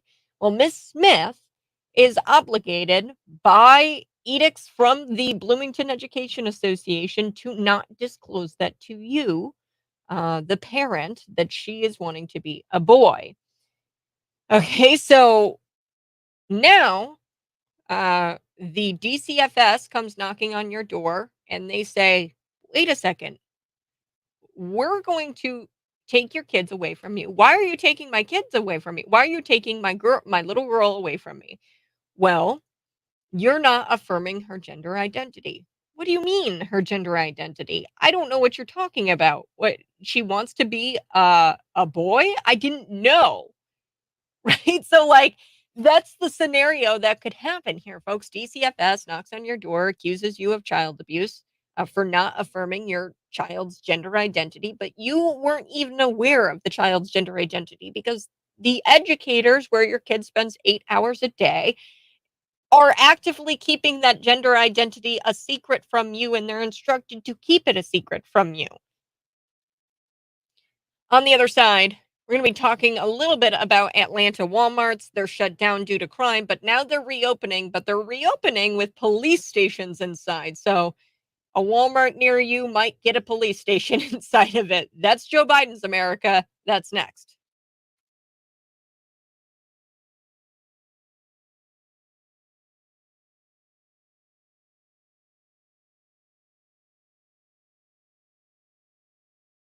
Hey folks, please smash that like button. We're going to be back talking about Walmart. The Atlanta Walmart plans to reopen in 2024, May of 2024, but this time they're going to have a police station in there, and they're going to hope that that police station deters crime. I don't think that's going to really do much. I think the 100 years of Democrat policies has something to do with all of the crime happening in this specific city. Just the past Labor Day weekend, 15 people were shot in Atlanta, 6 people died from their wounds. And I have a feeling that bringing a mini precinct isn't going to really have that much of effect on crime. Um, we're going to also just discuss this bill in California where they're trying to make um, not affirming your child's identity a form of child abuse. This is a bill that is going back to the assembly for concurrence on amendments, and then it's going to probably make its way to Governor Gavin Newsoloni. I like to call him Newsoloni. Newsoloni. It's going to go to his desk for him to sign. So Scott Weiner. I don't know what his name is. I like to call him Weenie. Scott Weenie. He's behind this, and he's also behind lowering the age of consent for gay sex in the state of California, decriminalizing intentionally infecting somebody with AIDS. So you're no longer a criminal if you intentionally infect somebody with STDs. And he's also behind turning employees in long term care facilities like nursing homes into criminals if they misgender somebody. So if you're a nurse and then you misgender somebody, so dementia patients, right? I mean, who knows? Yeah, like my grandfather had dementia. I didn't know what he was going to say ever because he had dementia, right? And it wouldn't shock me if dementia patients start to say, I'm a girl, I'm a boy, or you know what I mean, or something to that effect. And if you misgender them, somehow you're a criminal in the state of California. So the law is going to require judges to equate affirmation of children's gender transition, affirmation of child gender transition directly with child's health, safety, and welfare. So this is the law that they're going to look at when determining custody rights. So if you're in a custody battle in the state of California, the judge is going to look at this and then he's going to say, will the mom affirm this child's gender identity? Yes. Okay. Well, then the child goes to her. The dad doesn't want to affirm the child's gender identity. Well, then, sorry, dad, you are no longer going to have custody of this child.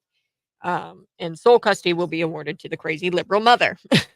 So we're going to be talking a little bit about that. If you're watching, go ahead and smash that like button. I would really appreciate if you did and share this out with your normie friends. Another thing that we are going to be discussing, NASCAR pulling their anti-racial requirement for internships, but it's not really a win. So I got to tell you a little bit about this.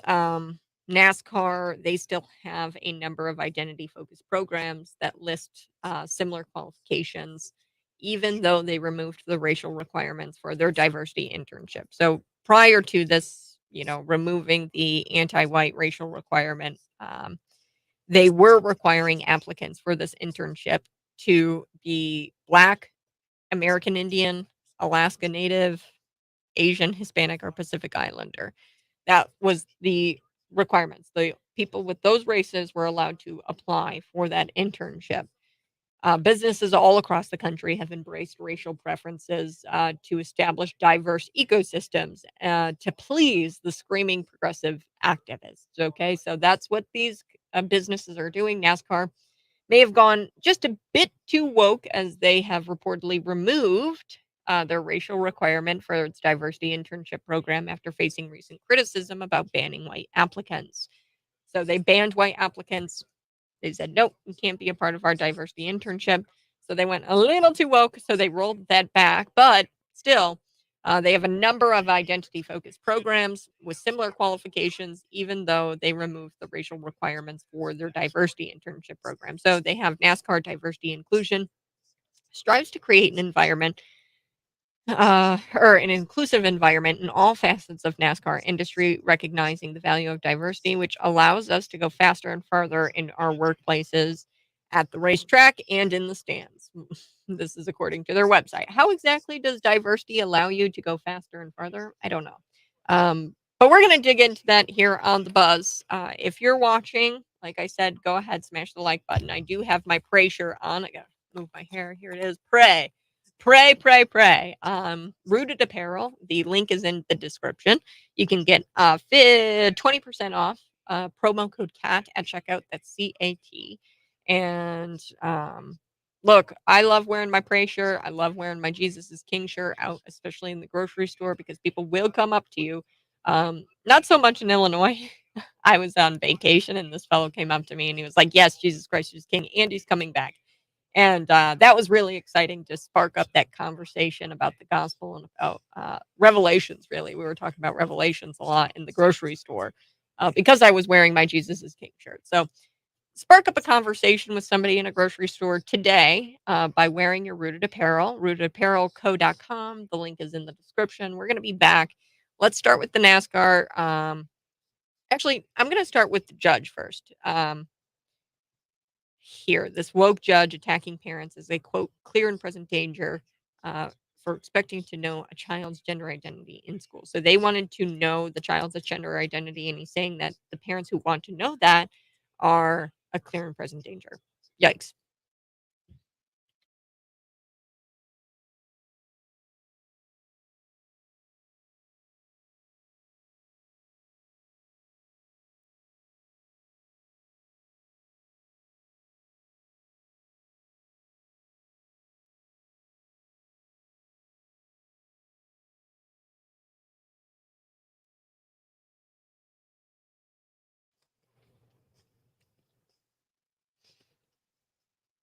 So, parents who want to know about their children's gender identity are, quote, a clear and present danger. That's according to one progressive judge in California. Good morning. This is the Morning Buzz. It's 8:05 a.m. on a Friday.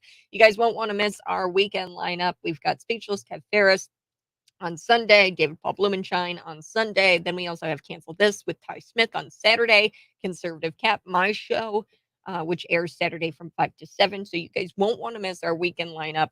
I do want to talk about this. Parents who want to know if their children are coming out of the closet. Hey, I want to know if my kid is coming out of the closet, if they are transgender, gay, lesbian, whatever the case may be. I just want to know. Well, this judge says you're a clear and present danger, and this is in San Bernardino. And this judge, his name's Tom Garza. Tom Garza. He's a Superior Court judge. He issued a temporary restraining order on what Attorney General Rob Bonta calls a forced outing policy after he filed a lawsuit last week regarding the Chino Valley Unified School District's parental notification policy. So the district, good on the district. This is the first time I think a public school did something that I like. The district approved a policy in California. This is all in California.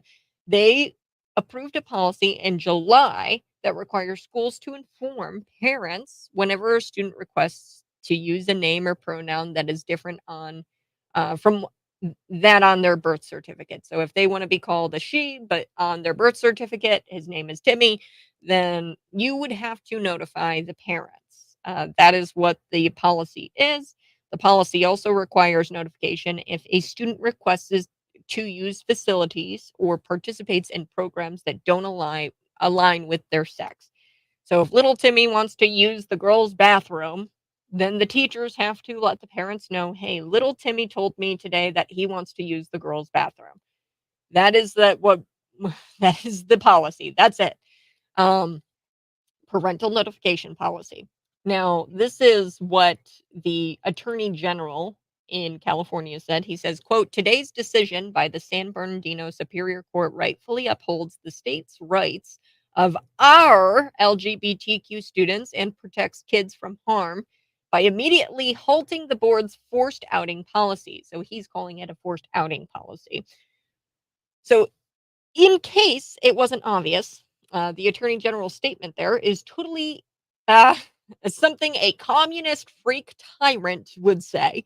The state's rights of our LGBTQ kids, or in other words, the state is stealing the right to parent your own child, and now it's up to them to decide what goes. And you need to shut up and you need to take it.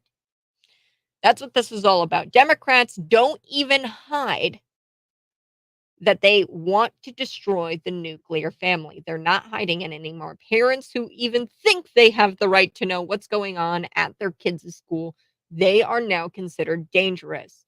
The judge flat out said Parents who want to know their children's gender identity are dangerous, a clear and present danger. So basically, the government abolishes the rights of parents, gaslight kids into thinking their own parents are dangerous, and subsequently turns the state into mommy and daddy. But don't worry, that has worked every time this has happened in history, right? The state turning kids against their parents and getting them to think that mommy and daddy is actually the government. Mommy and daddy, my teacher's my mommy, right? Nothing to see about here. Don't look at this. We're just actively trying to get your kids to call us mom and dad. During the hearing, the judge compared changing gender to changing religion, which was odd, and he said he found no stated clear purpose for a parental notification policy. So he said, I don't see the purpose in this. Let's say a student was raised under one religion, then decides to change that religion on their own at whatever age. With that in mind, whatever the case of protected students are, um, or whatever the class of protected students are students, whatever makeup that that they comprise, it strikes me that you are signaling out a group that is exposed to a clear and present danger. So that's what he's saying. He's saying it's clear and present danger that parents want to know their gender identity, because parents wanting to know their kids' gender identity is essentially equivalent to, discriminating against their newfound religion. I don't even understand how these people come up with this stuff, but the judge reportedly admitted um, he hadn't actually looked at the argument in favor of informing parents. So that wasn't his concern. So he didn't even look at the argument of the parents who want to be informed about the gender identity. That definitely sounds like that's unbiased and that's fair, and that's what a judge would do. He openly admits that he didn't even bother looking at the other side of the argument. There's no way he's got a political agenda here, folks. Of course not. Come on. The hearing on the Attorney General's motion for a preliminary injunction is scheduled for October 13th in that case. So that's all in California. Absolutely wild. Do have to shift gears. Let's talk about NASCAR for a little bit. So NASCAR, they recently came out and uh, they had a racial preferences. So businesses all across America, and you understand this, all across America have embraced racial preferences to establish diverse ecosystems to please the screaming liberals. That's really what this is all about. They want to please the progressive activists, and they have all of these racial preferences and requirements for their program. So NASCAR, I think they went a bit too woke. It was just a little too woke. So they actually had to remove the racial requirement for their diversity internship program. So I guess they have some sort of internship program. They faced all kinds of criticism about banning white applicants. So they have a diversity internship program, but they said that white people cannot apply to it. The following races were allowed to apply to the diversity internship program. It was Black, American Indian, Alaska Native, Asian, Hispanic, and Pacific Islander. So just a handful of races were allowed to apply. NASCAR, however, still has, so they removed that requirement, that racial requirement. Everybody can apply now to this diversity internship program. But that's not a win, because they still have a number of identity-focused programs that list similar qualifications, even though they removed the racial requirements for this internship program. So here's on their website. I'm just going to read it to you. It says NASCAR diversity and inclusion strives to create an inclusive environment in all facets of NASCAR industry, recognizing the value of diversity, which allows us to go faster and farther in our workplaces, at the track, and in the stands. How exactly does diversity allow you to go faster and farther? I don't know. I don't think that the fact that you're black or white really matters all that much when you're racing a car. Considering you can't even see who's driving the car from the stands a lot of the time. You can't see the person in there. The NASCAR driver development program is intended to train top minority and female drivers, so it's exclusive to minorities and females. This is another program that is exclusive to those classes of people, and they provide them with extra coaching. And its pit crew development program is intended for quote aspiring minority and female pit crew members only. So, yet more. Yeah, I mean, what you're not going to allow like you're not going to allow white guys to be a part of this pit crew development program? I think that white guys would like to know. NASCAR also prefers to work with businesses owned by certain races and sexual orientations. Didn't know who you slept with really mattered when it comes to their supplier diversity webpage. This is what they say. They say NASCAR is committed to establishing and strengthening mutually beneficial business relationships with diverse suppliers, ensuring there are equitable opportunities to participate in NASCAR's supply chain while contributing to economic growth in diverse communities. Whatever the hell that means. That's what their website says. Our supplier diversity program recognizes the following diverse owned suppliers. This is all ESG scores. This is all crap. So they are signaling out um, minority owned businesses that they work with, Asian, Latinx, Hispanic, Native Hawaiian, other Pacific Islander owned businesses, women owned businesses, LGBT owned businesses, disabled veterans owned businesses. A business must be at least 51% owned by one or more of the above persons to be considered a diverse supplier. So you have to be Asian, you have to be LGBTQ, you have to have at least one of those in order to be considered a diverse supplier. What?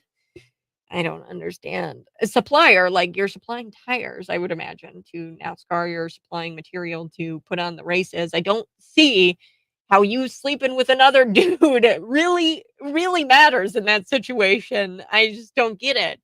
And why you choose those suppliers over other suppliers. Like in wake of the 2020 BLM riots, companies all across America, they hire what's called a chief diversity officer. So there's actually this report from the Wall Street Journal that was revealed in 2018. It says less than half the companies in the S&P 500 employed someone in the chief diversity officer role. But in 2022, nearly 75% of the S&P 500 companies had that role. So they've created this role and they're filling this role more and more of these companies.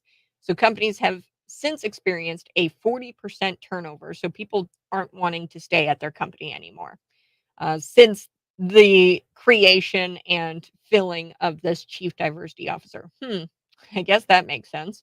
A 40% turnover, and more executives are feeling skittish about taking on diversity roles. So they're actually experiencing that people in these chief diversity officer roles don't want to be in those roles because they're leaving.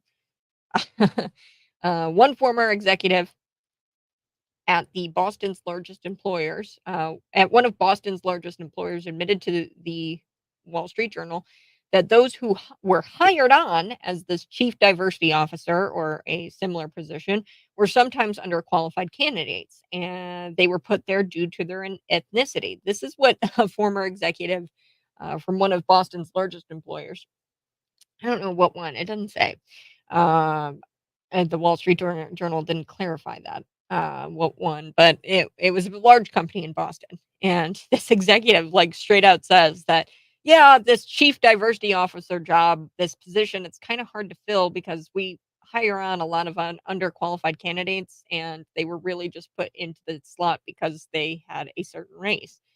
Obviously, there's a high turnover rate. Who wants to be hired based on the color of their skin and not their qualifications? No one. And, I've told you this story before, and I'm just going to say it again. And it's just something in my life that I've experienced. And maybe you've experienced something too, similar to this. So there was this girl, she was a black girl in college, and she was an intern with some sort of program, with an internship program I was in. I was a step above her in the internship program, and we hired her on as kind of an underling. And I sat down with her, and it was a writing internship. It was writing, it was radio internship. So you have to learn to write. It was a news internship. So she actually had to report and write articles. So we were sitting down together and I was trying to help her write an article. And I'm not kidding you. She spelt the word what, WUT. And I thought to myself, what? What's going on here? And I thought she was playing, or I thought that she was just kind of kidding, or maybe doing shorthand. And then I was like, I see that you misspelled this here, this word. And then she goes, wait, I did? And I go, yeah. I was like, is it a misspelling? I was like, I don't know. It's the word what? And she goes, "Oh, okay." And she goes, "I'll fix that." And she couldn't fix it. Like had to ask me for help on how to spell the word WHAT. What? And I was like, "You got to be kidding me." This girl, and at this point, I think she was a sophomore or junior in college at Illinois State University. I don't know how she got that far in her public education career without somebody saying, "Honey, you can't read. Why can't you read?" And that's what's so disturbing. I mean, you just pass her, you graduate, you give her graduation. That's why all these graduation rates are so high. Because they're not failing anybody. They're not telling them, hey, this is wrong. This is not right. You need to know how to spell. And it's just so disturbing that that's how far she got in public education, all the way up to senior junior. So I was the first one. I was just like, no, she needs to be fired. I said, but I was nice and I fired her. We fired her and we said, look, I can give you lessons. She didn't take me up on that. Reading lessons, writing lessons.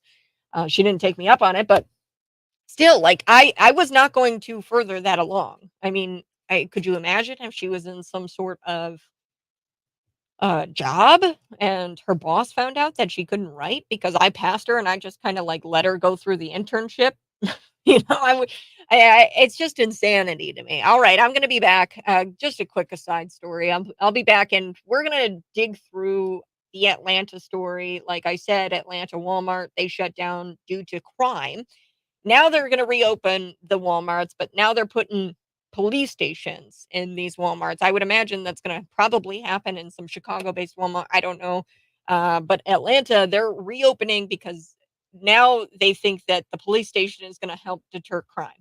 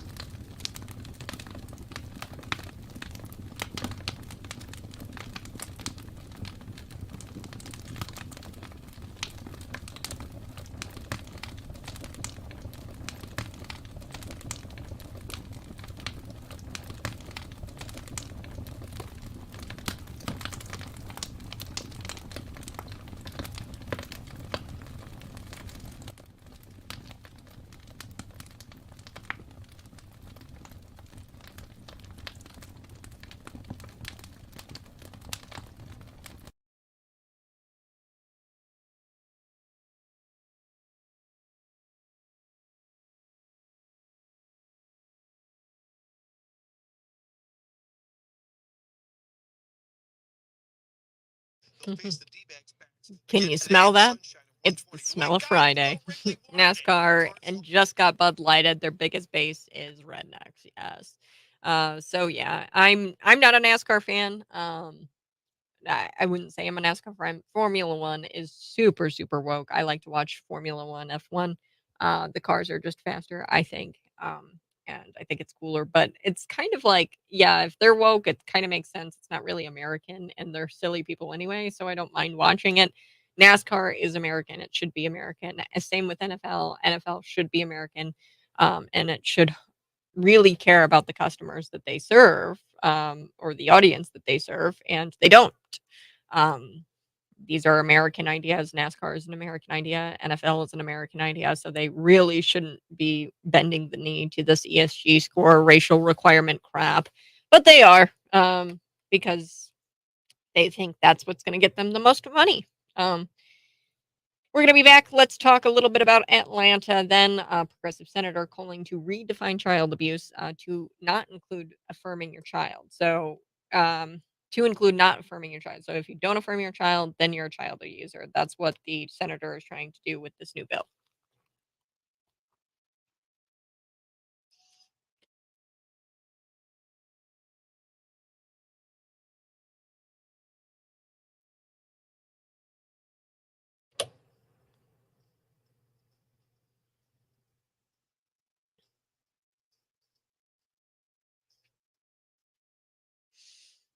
Well, this is exciting. Married women are still taking their husband's last names. Good.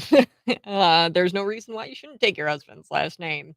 Um, the institution of marriage has changed a lot over the years, that we understand. But tradition seems to be mostly intact when it comes to this: women taking their husband's last name. So, according to this new poll, the opposite sex married couples of opposite sex married couples, so heterosexual, 79% of women use their husband's surname, use their husband's last name.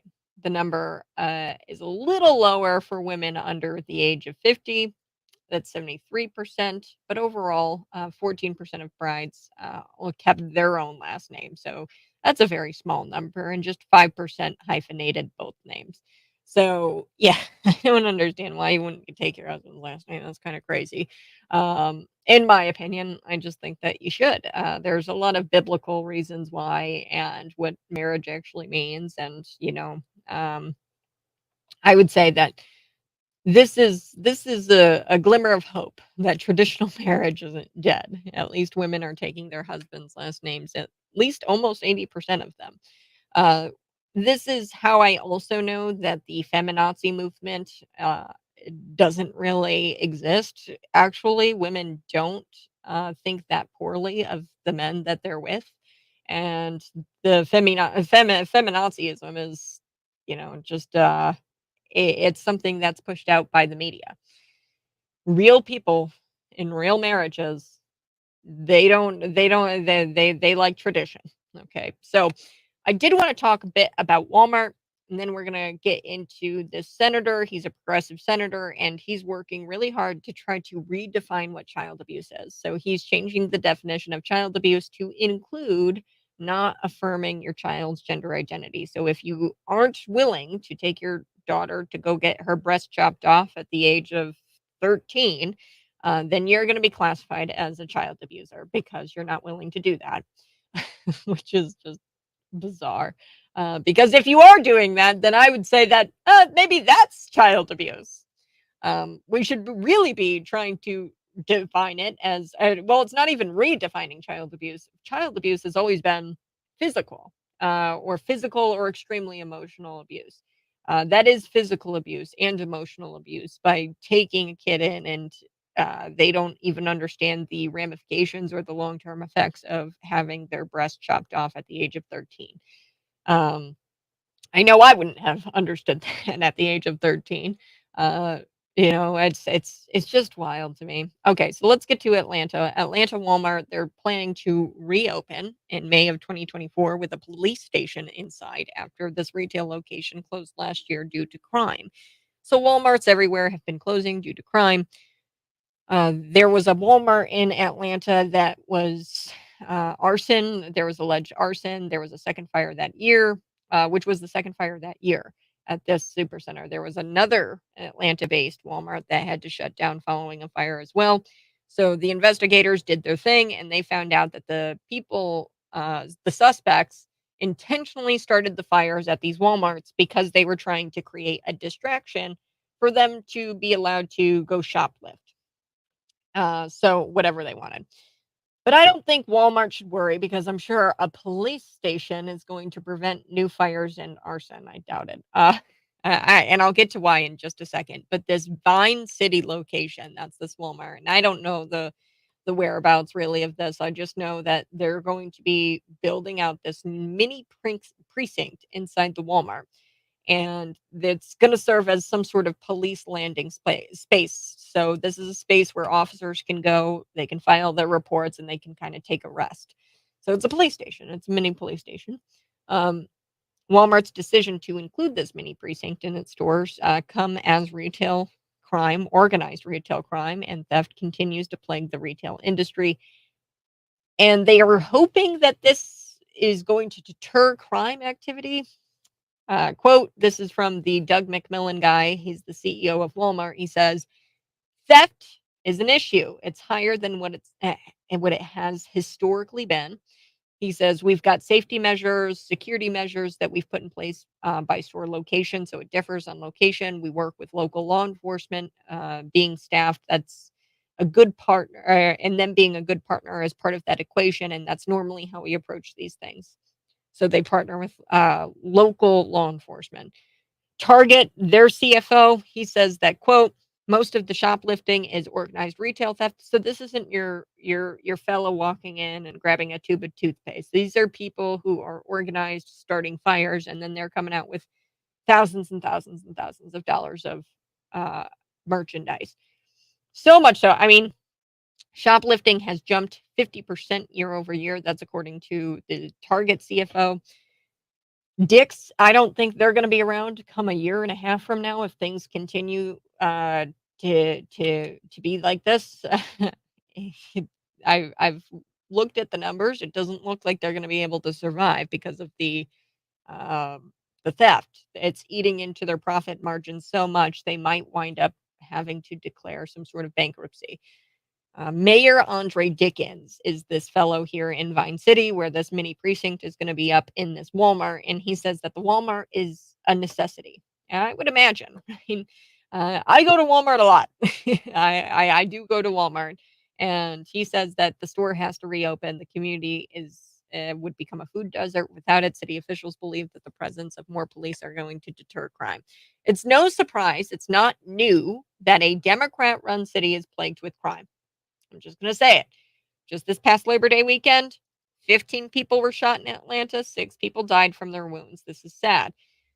And I have a feeling that this mini precinct is not going to have that much of effect on crime. Atlanta has been run by Democrats for over 100 years, much like Chicago. Do you think that has something to do with this crime? I think so. Shifting gears, more gender bender coercion is expected to come to California as lawmakers in the Senate, they passed this bill on Wednesday, which is going to require courts to take into account whether a parent affirms a child's gender identity or gender expression in determining custody. So you're in a custody battle with somebody in the state of California.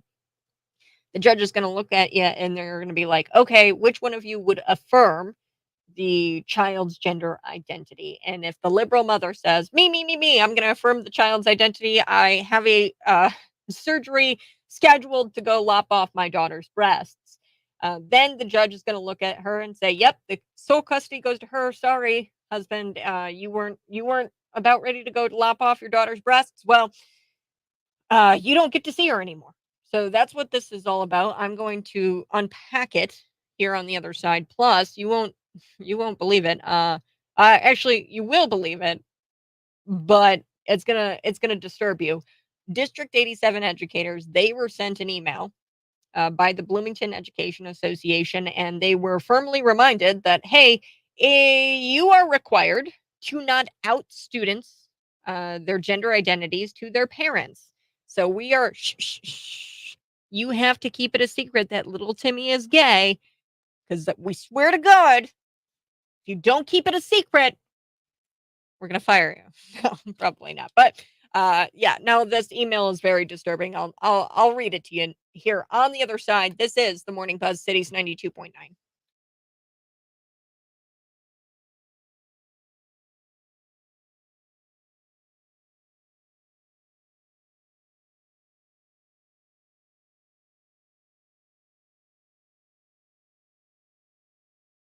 So what needs to happen now that we know that the BEA, the Bloomington Education Association, has sent out this email essentially reminding or threatening, whatever term you want to use, teachers to keep gender identities as secrets and keep those confidential from their parents. What needs to happen is you need to call your District 87 school board members and mandate that they put in place a policy that requires parental notification of those types of things. So if your student um, wants to use a different bathroom that of their sex, of it opposite of their original sex. So if little Timmy wants to use the girls' bathroom, your teacher, the teacher of that child, has to inform you of that if they know that little Timmy wants to use the girls' bathroom. Also, if the little Timmy wants to go by Tammy in the classroom and he wants to be referred to as she, her, then you also have to have that parental notification. So the District 87, can speak out against the teachers union if they've got the cojones or the balls to do it. I'm just going to be blunt. If they've got the cojones to do it, they would create a policy of parental notification if they were actually for the parents. Okay. I highly doubt that District 87 is going to do that. However, that is what I'm suggesting you do is you call your District 87 board members, and let me just get their contact information up for you.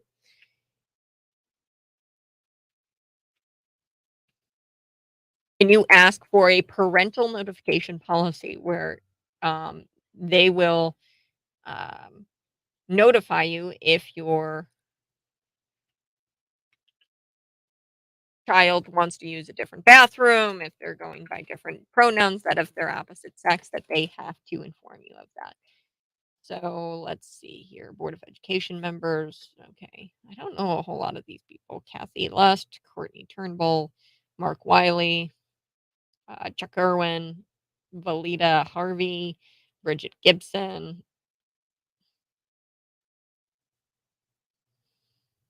Yeah, a couple of these people are new. So I am going to throw this in the comments section. So that way you have their names and there is links to their emails also. So that's the comment section. Those are their names. Here's the link to get in touch with them.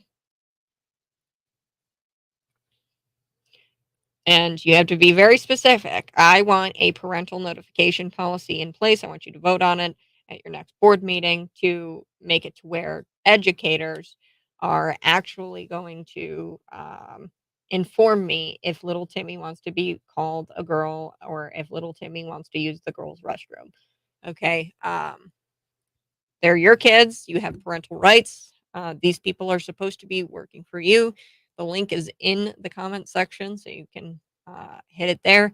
Just look up District 87 Board education members on Google, and you should be able to find their emails. Email them, give them a call, even. I would suggest you do that. I don't have children in the district.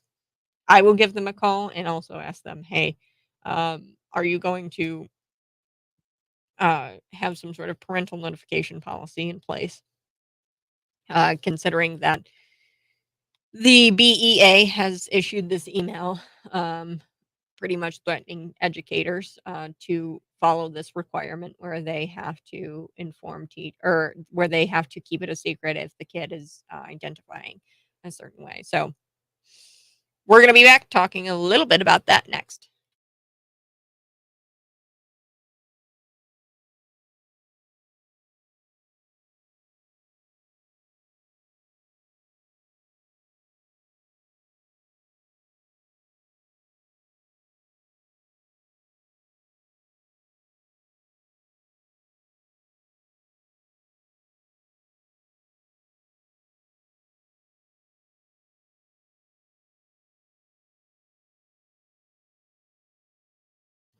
If you're watching, go ahead and smash that like button. And folks, when we come back, we are going to be discussing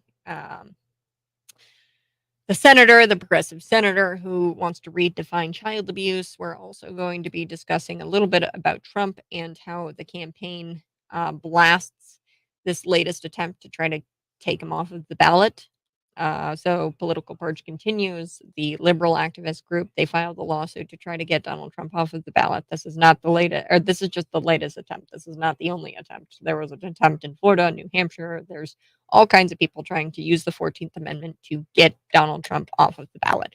One of these days, a judge is going to side with these liberal activists. A judge hasn't done it yet.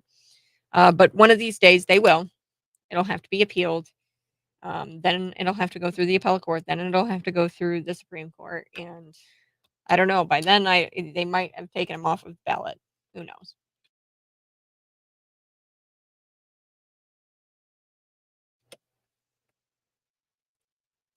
Donald Trump taken off of the ballot. They're going to try in Colorado. This is their latest attempt. Now, the judge said no way. In Florida, anyway. This is just their latest attempt. Now, we'll have to see what the Colorado judge says here. But they're trying to knock Donald Trump off of the ballot, citing the 14th Amendment. And they're trying to say, hey, the 14th Amendment has a ban on insurrectionists holding office. And they're trying to call Donald Trump an insurrectionist. So we're going to talk a little bit about that. But before we took the break, I was telling you about a progressive senator.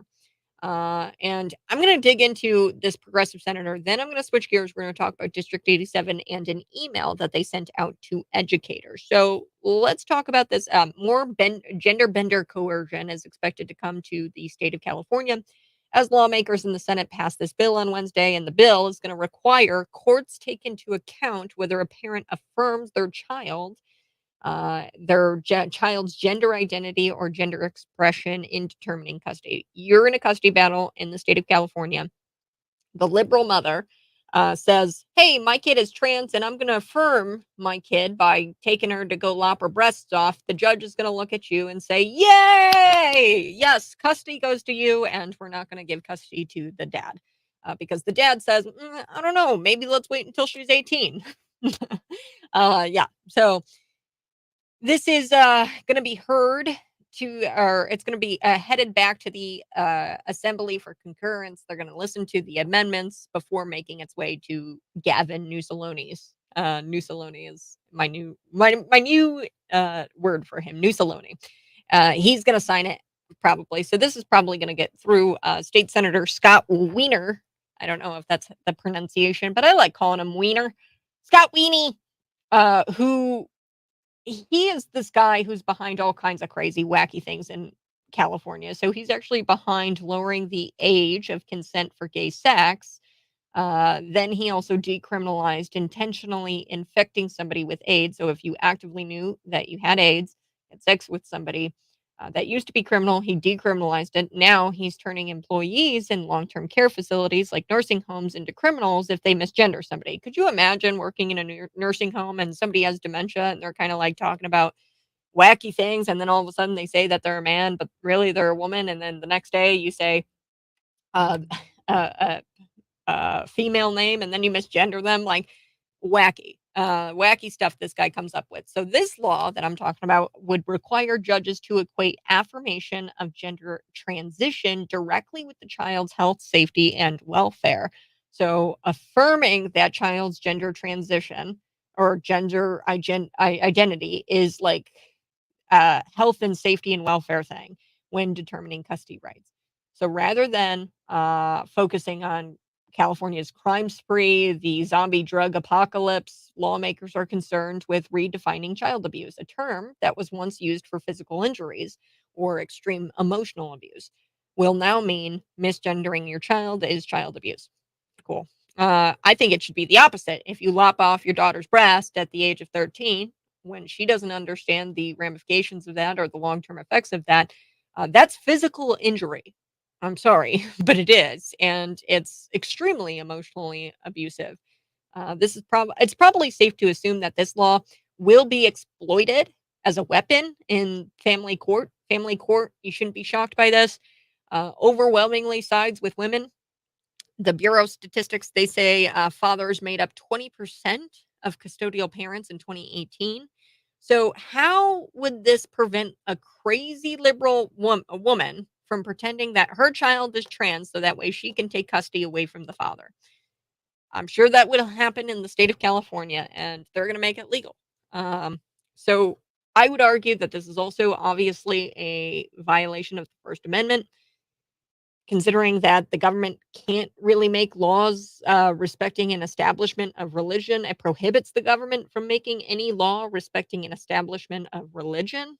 But yeah, whatever. Constitution, silly. Man, this is just awful. Lawmakers want to make it illegal for you to know, by the way, your kid's gender. Um, but it's also abuse to not know what gender your kid is going to be. So, they are actively working at District 87 educators to conceal your kid's gender identity from you, the parent. Okay. So they are keeping that a secret. So, how would you know what your kid identifies as if you don't even know because it's being kept a secret from you? And then they're going to say you're a child abuser because you're not affirming that. How can you affirm the identity if you don't even know what the gender identity is? We're going to talk about it here on the other side. This is the story you don't want to miss. I'll be back. This is the Morning Buzz.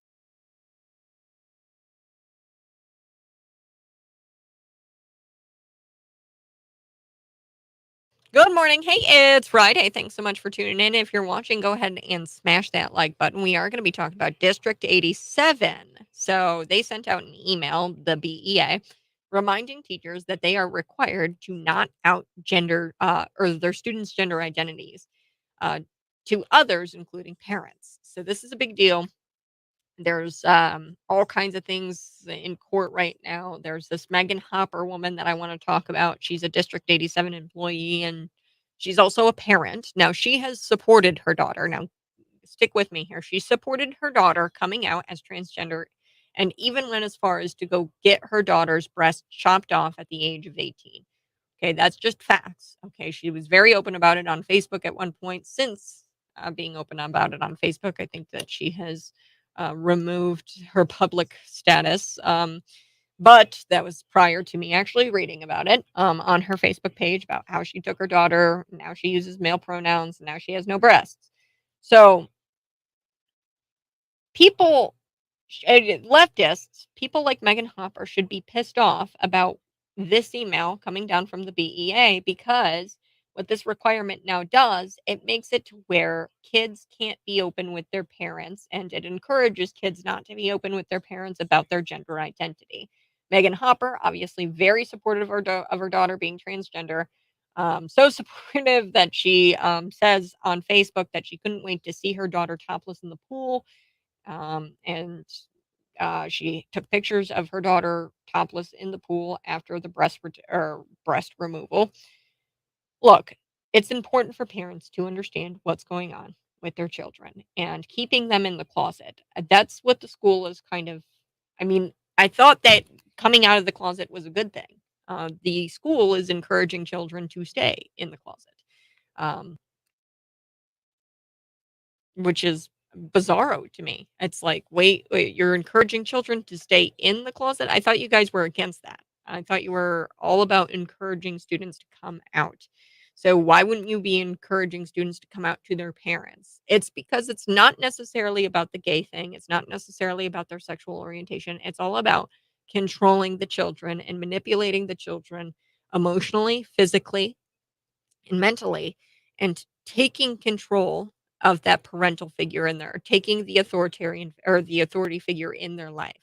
They no longer see parents as the authority figure. They don't want the parents to be authority figures. So it's not about coming out. It's not about the mental health of the student. That's how you know it's not. Because if they gave a damn about the mental health of the student, they would include parents in the process. Okay. And obviously, Megan Hopper is one of those parents who was very involved in the process of her daughter becoming transgender. And she's been very affirming of her child's identity. But she was afforded the opportunity possibly because she is a District 87 employee and the rules don't extend to her as much because she is a District 87 employee, maybe. Maybe that's why I don't know her daughter's coming out story and if her daughter was willing to come out to her. And I have no idea. But point is, leftists, you should be pissed as well because what the state is trying to do is they are trying to take your children away from you and they're trying to be the arbiters of their your student coming out. They want to be the authority figure that the students come out to. Leftists, I would imagine, are I don't know because I don't live in the mind of leftists. They're all excited about their kid coming out to them. Okay. I would imagine that you would be heartbroken if your child decided not to come out to you, and they decided to come out to Mrs. Smith, the kindergarten teacher. I would imagine you would want to be a part of that process. Obviously, Megan Hopper is one of those people who want to be a part of that process. So you understand what I'm saying here? It's not even so much about the gender stuff and take all of that away. Just look at the principle of it. The state is trying to remove your rights as a parent. Aren't you pissed about that? Um, we're going to talk about it here on the other side. I'm going to read the email to you. If you're watching, go ahead and smash this like button and then share this out with your normie friends. It's going to help you out.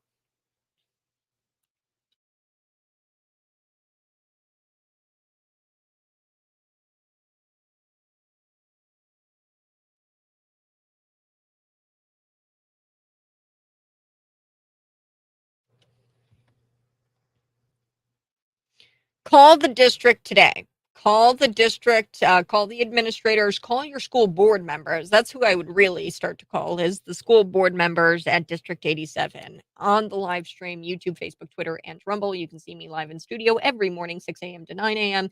I have posted the names and I have given you a link to go contact the people on the Bloomington Public School District Board of Education. Okay, so Courtney Turnbull, Mark Wiley, Kathy Lust, Chuck Irwin, Valita Harvey, Bridget Gibson, Elizabeth Anvik, who is the president of the school board. I would highly recommend you draft up an email or give them a call today and ask them to implement a parental notification policy when it comes to your child wanting to be called a different name that of opposite of their sex or different pronouns that of opposite of their sex that is laid out on their birth certificate. So this is a parental notification policy. You want a parental notification policy set in place so that way if little Timmy were to want to use the girls' restroom at school, you would know that little Timmy wants to use the girls' restroom at school. You have the right as a parent to know that information. Now, District 87 educators were sent an email by the BEA, the Bloomington Education Association, and they were reminded uh, that they are required to not out students' gender identities to others, including parents. So they are keeping children in the closet. This should also peeve you off if you are a liberal, if you are a leftist. Don't you want your kid coming out of the closet to you rather than to a stranger or to Mrs. Smith at District 87? I would imagine leftists think that that is a very big moment in the child's life when he comes out as gay. Wouldn't you want to know as a parent? And this is not left, this is not right, this is parental rights.